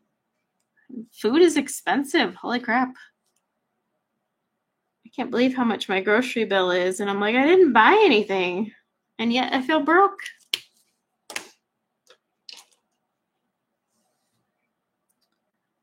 Yes, there is a Copic conversion to Ohuhu chart. There are actually 3 different ones, and all 3 have different conversions. So I'm actually going to reach out to the makers of all 3 of them and ask nicely if they'll either send it to me for free. If not, I'm just going to buy it. But I was going to sit and play around with it and help fix it, because I was looking at one of the conversion charts and I was like, that is not even close, man. Not even. That's not going to convert, because it's not like with pencils, okay? A conversion chart with pencils is a little different than markers. You need to keep in mind with markers, you have a couple things going against you here. One, the nib for sure is going to play a role. And I know I sound like a broken record, but the nib actually means something when it comes to marker blending, but also the color itself, and then also layering. So Copic colors, like a single layer is one thing, but if I were to go over this 3 different times, this color is going to be way different than what you see here. This is just my single layer base color. So when you're looking at conversion charts, you have to take in all of that into account. And that's why I've noticed some of the conversion charts are very off, because usually when you're blending, say, purples, you don't just blend and do a single layer of those purples to get your purple blend. Sometimes you do 2 or 3. And so when you look at the conversion chart, yes, on the chart itself, those colors make sense. But when you go to do 3 layers to get that to blend out perfectly, it looks like crap. So that's one thing I have noticed with the conversion charts, is they're not taking into account the special, like differences between marker blending and pencil blending. And there is a big difference. So keep that in mind when you look at those charts. Am I going to go create my own? Heck no. Oops, this one's dried out. But I am going to see if one of them will let me help them tweak theirs so it's a little more accurate, especially when it comes to blending and layering, because you need to pick a conversion color that's actually going to blend properly and not look like a hot, muddy mess at the end. Triple or quadruple, oh, it's right here. See, now I'm missing my BG 000, which I know I have somewhere. It's interesting how I have some random Copics missing, but on my other Copic chart, they're all there. All right, so I'm going to pull another group, and we'll see what we grab.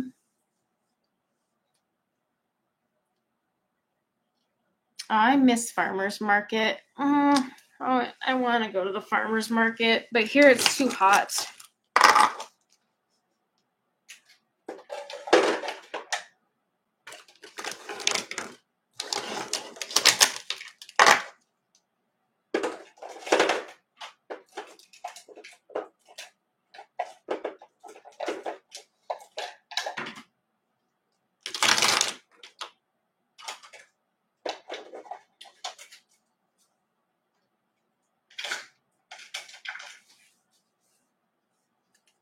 Aha! So while I was playing markers, I found those 2 greens that I was missing here, and now I know why. They were actually in my pile of greens that are dried out. Yep. They were dried out. That's why they were hanging out there. So at least I know where they ran off to. So we'll put those in that pile.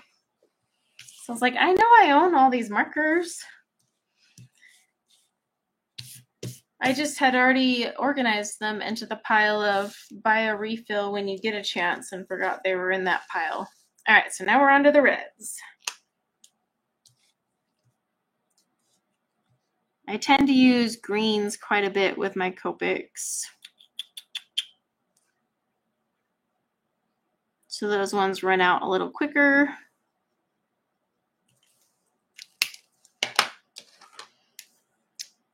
The reds are pretty, but the red violets are prettier with Copic,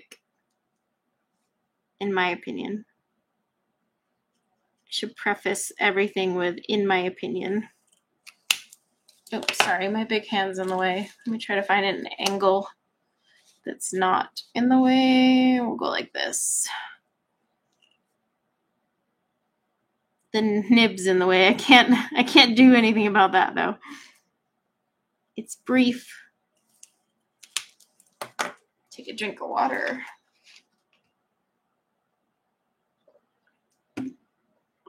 Let's see.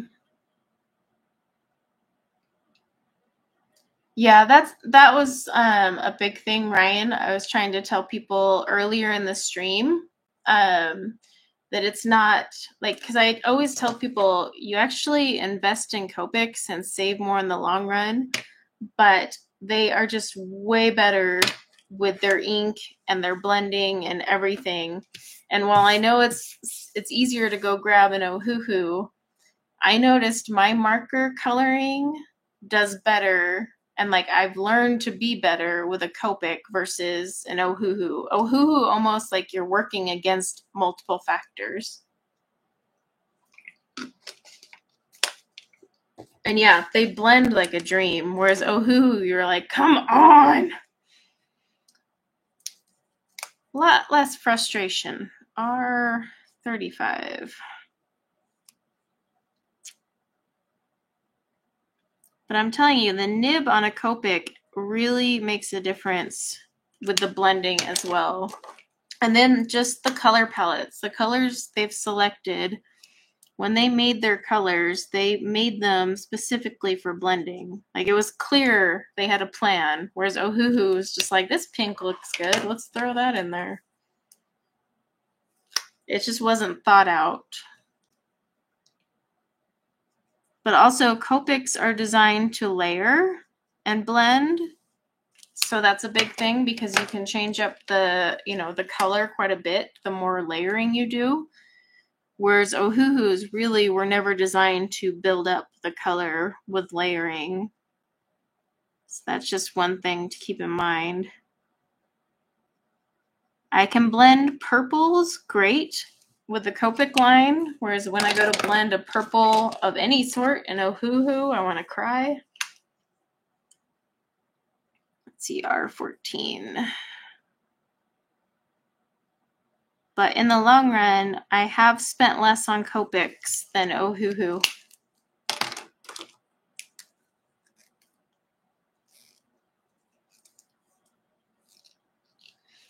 She should have a referral program. I'd be all about that. Then I would do all her monthly classes and be like, look at the amazingness of this. But she's very good. Yeah, if you want to be good at markers, Kitten Clowder, I'm telling you, she's a freaking marker goddess. Some of the blends she does, I'm just like, how the heck? And she does it just so easily. She's like, yeah, you just blend it here, dab this here, touch these two markers together, and then ta-da! And you're sitting there like, mine does not look that way.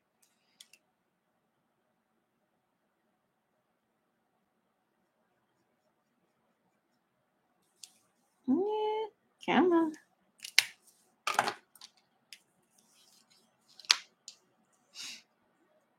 R02. Yes, Ryan is good with markers. Markers is his jam. He's always been very good at markers, though. Don't let him fool you.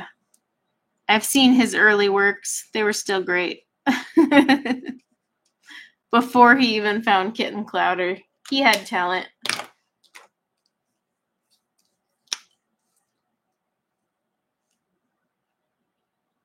I wonder if it's all the card making, Ryan. You just got really used to using markers. I was always curious about that. Or you're just naturally good with markers. This is 000.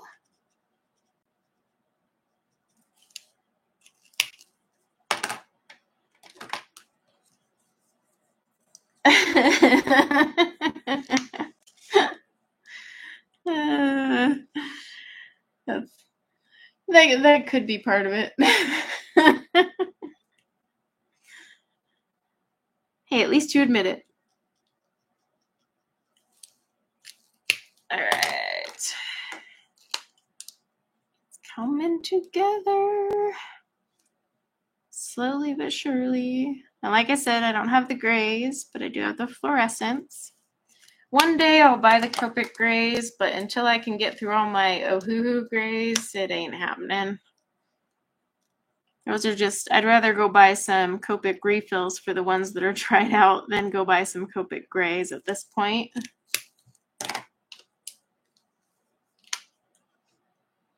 I actually need to, for those of you that have a lot of art supplies, always remember to contact your homeowner's insurance and get a value on your art supplies.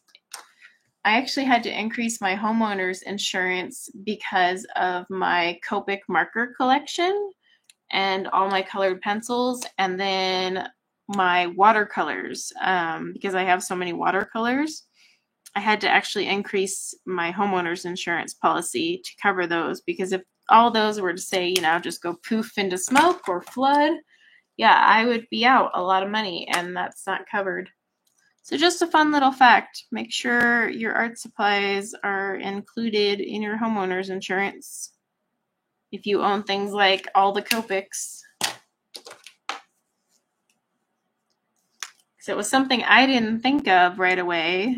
And then a friend of mine had brought it up. She's like, have you had your insurance adjusted for all these supplies? And I was like, oh crap, no. Because they'll pay out, but then you'll have to decide if you get a new washer and dryer or Copics. And I don't want to have that be the decision I got to make. I want it all paid for. Because I'll end up buying the Copics and be that lady that's got her basin out in the backyard and washing her clothes by hand. I'll do it for the Copics. Trying to stay in the lines, but this isn't happening. Doing my best, though. But I'm also trying to not take 5 hours to swatch a bunch of Copics, so.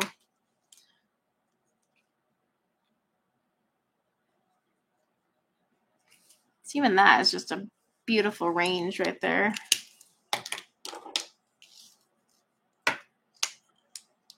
R12.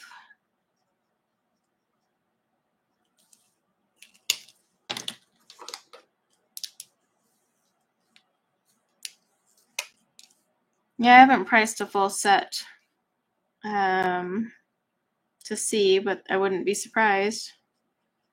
And then if you add up all my watercolors, I'm got easily a few thousand in watercolors.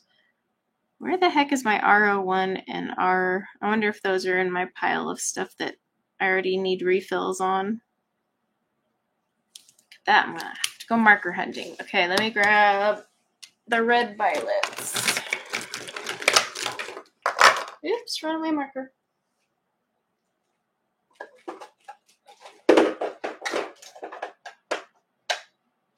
Oh, yep. The two reds that I'm missing are already in my pile because those are dried out.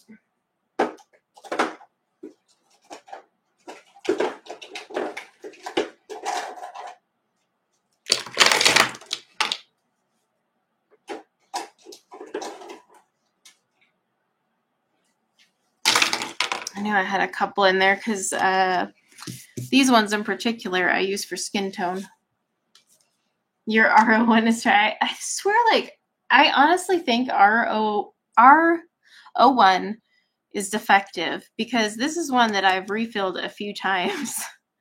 I might just go buy a new one and see if like it's something with the cap or something. I don't know. Because I know I've refilled that one and it's sitting in my pile now and I have to get a new refill because I'm through all my refills. All right, so now we're on our RVs, not the kind that drive you around the country.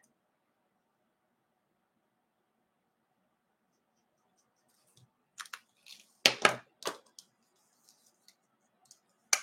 right, RV 93. So these are really pretty.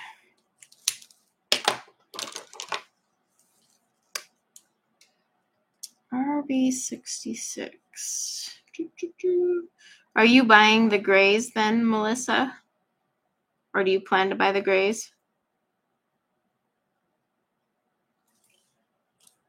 Oh, look at that. Poor Copic maintenance. Look at that. I need to clean that. even the inside of the lid. That's blasphemy. Oh, that poor little guy. How neglected it is. I do have a video on how to clean your markers, in case anyone's curious. I made it by request. But you do actually need to clean your markers, unless you want things growing on them, and then that gets gross.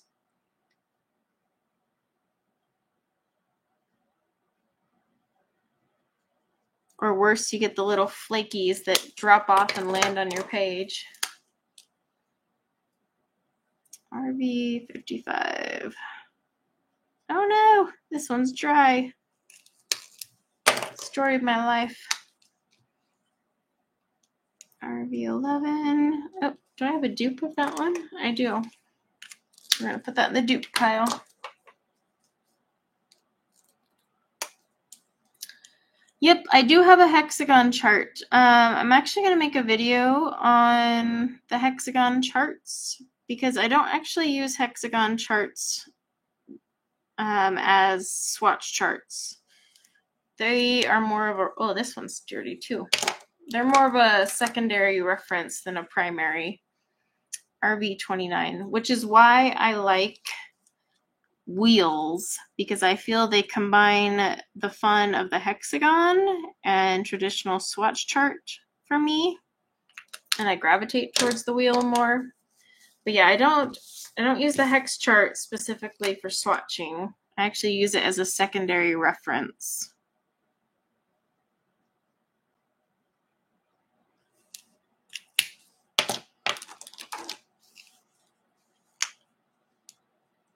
And I do have the Copic hexagon chart. But the reason I'm not comparing it is, like I said, I use it as a different type of reference.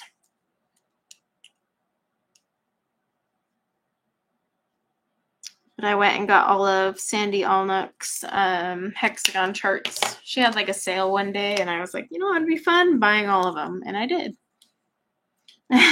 I did laugh because she made one for Ohuhu. I don't know if you guys ever saw the video for that one. She was like, I am putting this out there right now. I do not like these markers. I did not want to make this hexagon chart. It was really funny. She was like, I don't want to be here, but I'm making it for you because she hates the Ohuhus. So I was laughing pretty hard at that. See, RV13. But at least she was honest. She's like, I made this chart, but I loathed every minute of it. That's dedication.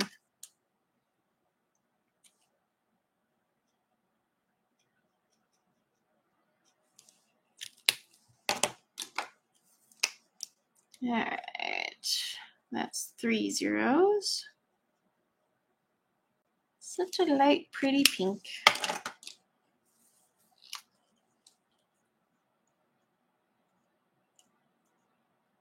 Yeah, I really like this wheel too. I don't know, something about the wheels. Ever since I used that Arteza wheel, I was just like, gosh, wheels are so much better. I'm actually thinking of creating a Prisma wheel for myself in the order that I prefer my Prismas to be. But I've been thinking of doing that. I knew this one was dried out the second I opened the lid.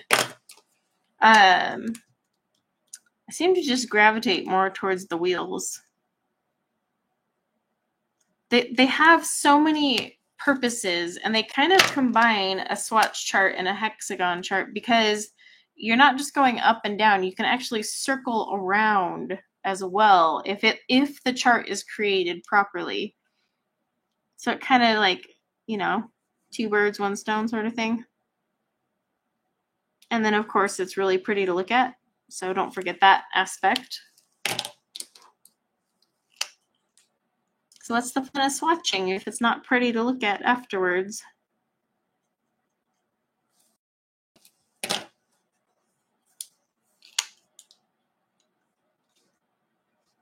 I don't hate Ohuhus at all. I use them often, and I use them a lot more because I know like a lot of those watching my channel don't have Copics. But I do love Copics more. I love the Artezas. I just hate the way they distribute them. If they fix that problem, I would actually recommend Artezas as well.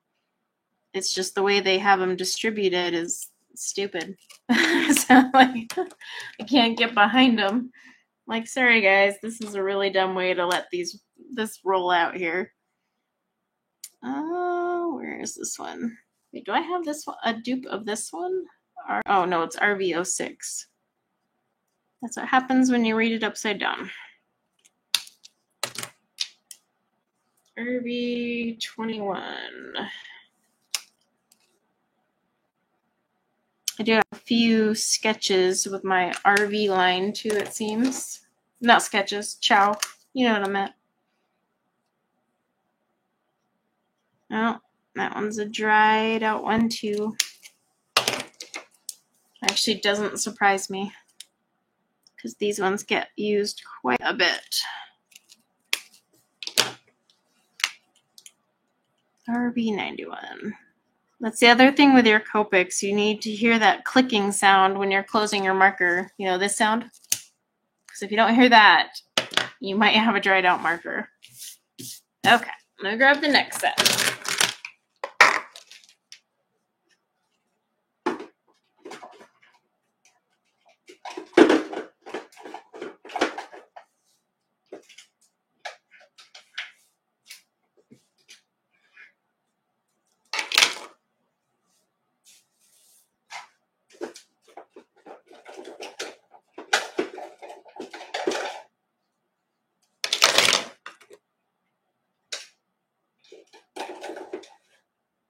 Alright, we're almost there. I even grabbed my fluorescents. So now we're on to the violet.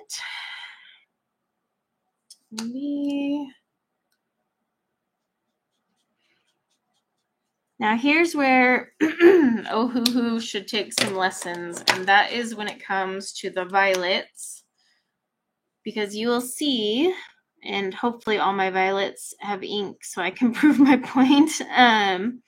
You'll see what I mean when I talk about the way they picked their colors so that things would blend well. Because purple is one of the hardest to blend when it comes to markers. And Copic really, like, you can tell they thought about that when they picked out their colors. They're like, we don't want to make your life miserable. Here you go. Let's see. And I mean, Ohuhu has a ton of purples. It's just their purples are very limited in range when it comes to blending. Unless you're really good with markers. But, like, you know, most people buying Ohuhus are, you know, more in the beginner range. V09. This is one of my favorite purples from Copic. I have 3 refills standing by of this color. I went like through a phase where I always used that color and like every page I used Copics on. So I was like, I'm just gonna buy a bunch of this refill.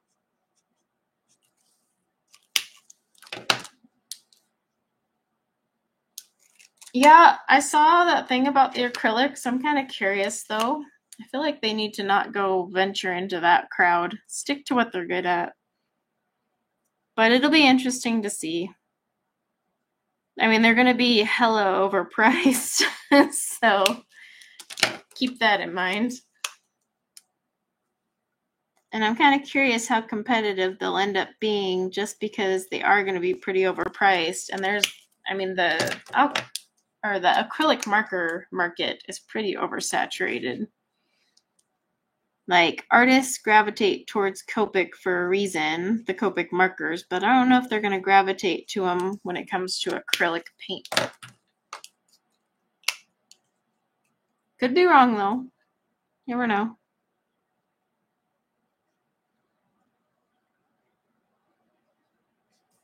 All right. V17.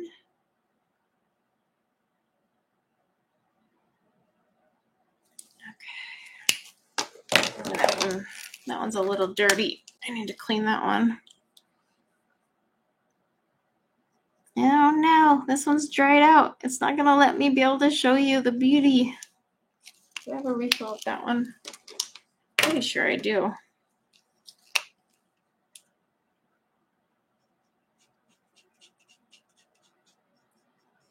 What's great is there's like so few violets and yet they work really well together.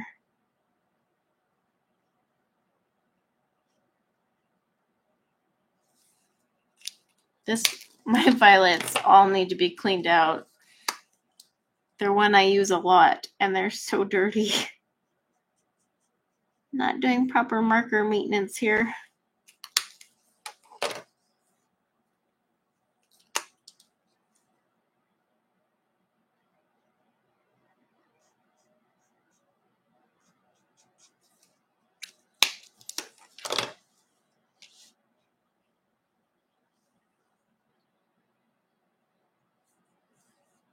Well, that's interesting. I mean, I'll be curious if they come out with it, how it does, but I mean, I'm not a big fan of Posca, and Posca's, doing their thing. Oh, this is my spare VO9. So I'll show you real fast, although my VO5 dried up. But as you can see, like they have really good blending groups when it comes to Copic purples. These ones I know are harder to see. I have my lights on. But when you layer these out, these ones here, they look great. But they blend very well. I don't know. They really thought it through, especially with a color that's hard to blend. All right, let's add some of these fluorescents real quick. FRV1. I pulled these out because I was like, well, I got them. These are basically a glorified highlighter because I don't really use them. FY1. And I don't think I have all the fluorescents. They just came in one of those 72 packs that I had purchased one time. But I didn't have any desire to buy them outside of that because, like I said, it's like a glorified highlighter to me. FB2.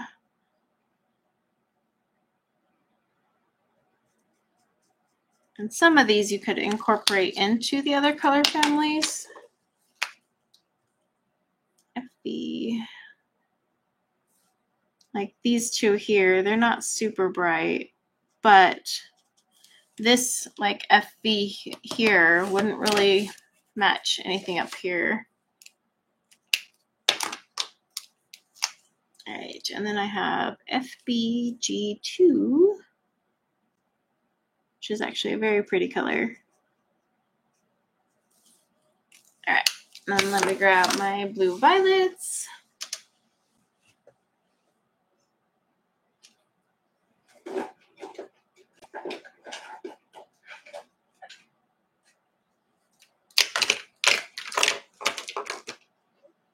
Okay,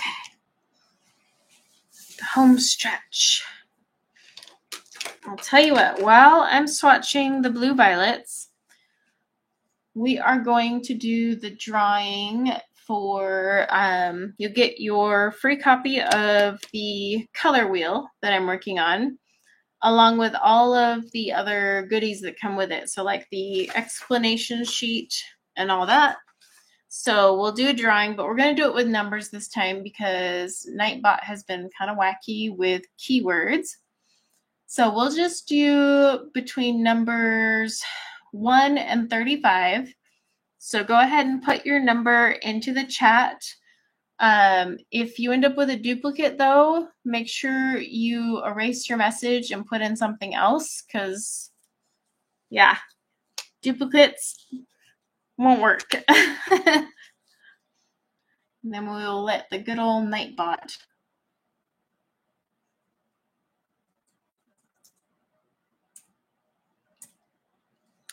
And yeah, you can go up to 35, so just make sure that's on there.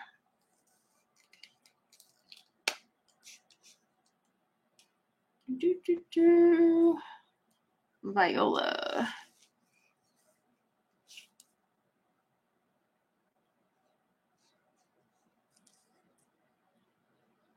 been a while since I did a random number picker with Nightbot, so we'll see how it works. But I've been having problems with its keyword one. It keeps entering, didn't enter. And I seem to be the only streamer with that problem. And I'm like, what's going on here? I changed nothing. I like double checked the settings, but it did it again last week, so I don't want to deal with that this week. And then because this is a digital file, obviously you'll get it via email.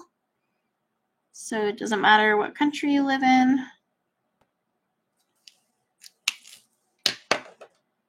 Yeah, up to 35 is what I was going with. And then once I finish filling out this little section here, I will do a random number picker.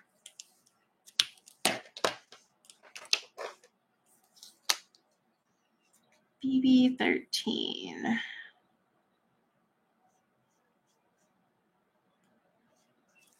The blue violets are very pretty. Oops, come back here, you. BB00.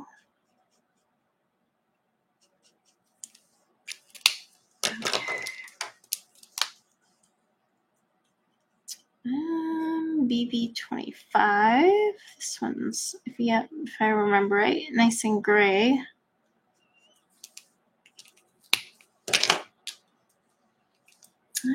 BB04.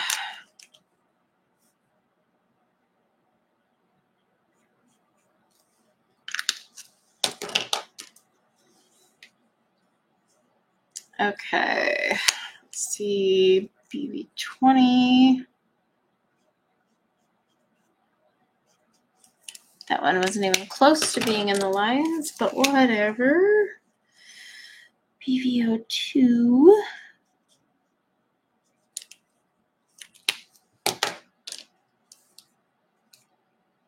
Let's see, this is a 000.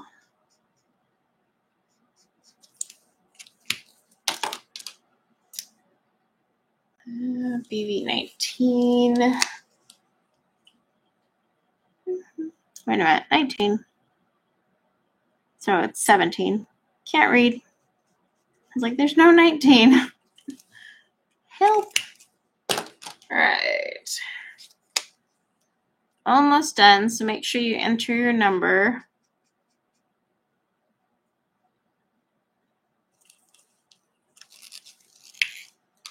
Really need to use these blue violets more.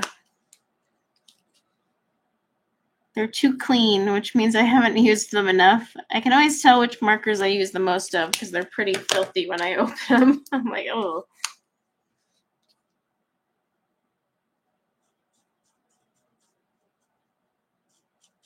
All right. Get that out of there. Let me zoom out of my thing here. Okay, did everyone put in a number? Because I will poll. I'm going to show it all. No. Here we go. Okay. All right, so let's pick a number real quick.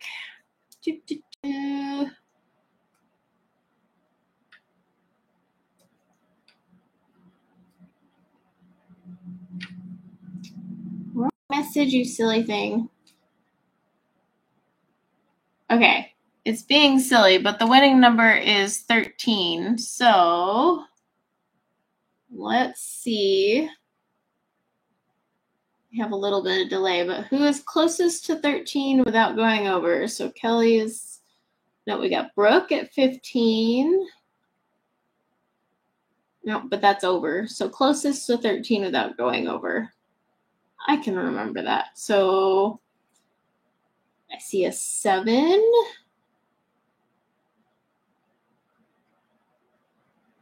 I think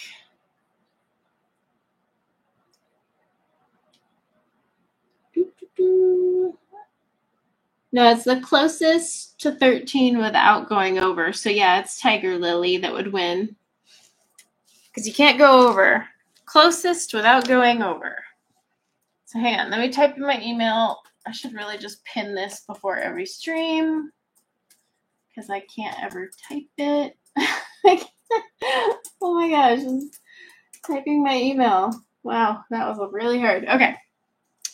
So yeah, it's Tiger Lily, but go ahead and email me there and I will send you a copy of this and you'll get all the different versions, including the big ones and whatnot. So here is my Copic wheel all filled out.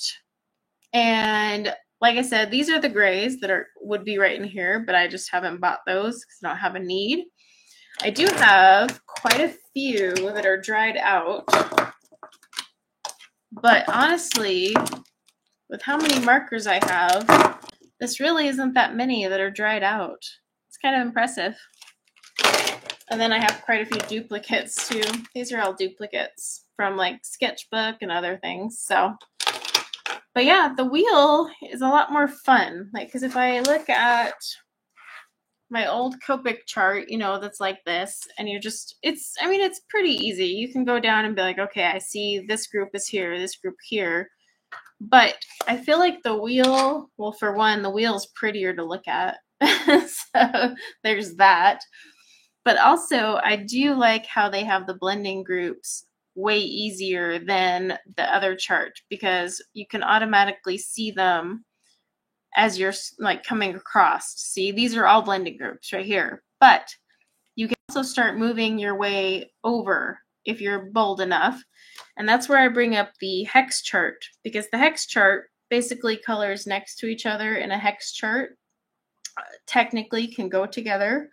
But what you need to remember is sometimes if you skip over too far in a marker line, that's where it gets a little sketchy. But with these, you could actually move over as well. So like I could kind of go here and take these three and create a blending group. But I do like how it's perfectly aligned and I'm not seeing any, I'm double checking, but I'm not seeing any that look out of place. Like they actually all work really well in their blending groups. So yeah, I mean, the person that put this together did a pretty good job. And I like it. I like it a lot. And once I get my refills for some of these missing ones, it'll be better. I'll probably even take like the colors from this color family and start coloring it in and stuff because I think that would be kind of fun. But yeah, I'm digging it. I like it.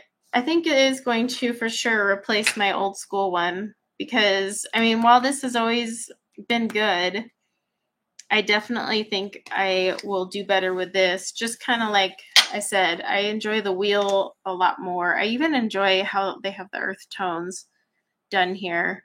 These actually work really well. Like these blending groups are great. Like look at this one. This is perfect. I mean, you could do a whole bunch with just that row there. So yeah, I really like it. I know, I like this for Prisma too. There's a couple of them out there with Prisma. I looked at them, but I didn't like them. I like my Prismas sorted in a very specific way. I have my own categorizing system. I love using Color with Claire's family chart though. She's awesome with that chart. But I think I would love to make a wheel with my Prismas, using them in the way that I prefer to create blending groups with my Prismas, rather than like some of the standard ones out there. So maybe I'll do that one day. I think I want to convert everything into just color wheels. All my pencils, all my markers. Let's just do color wheels from now on. No more swatch charts. We need color wheels. Because then they look pretty. Like, look at that. It's like a piece of art. You could just like frame it and stick it over your marker case and be like, ta. But I think it works really well. And then it's a quick reference as opposed to me, like right now, I would have to go back and search through these to find things. Like right here in the earth tones, see how like messy all these earth tones are right here? Whereas right here, they like are actually perfect. Like blending group, blending group, blending group. Woo! See that? Whereas on here, I'm like, okay, so this one will work. This starts something. You see what I mean? Like, but this one has them in just an order. So yeah, I like the wheel a lot better, and I think that would work.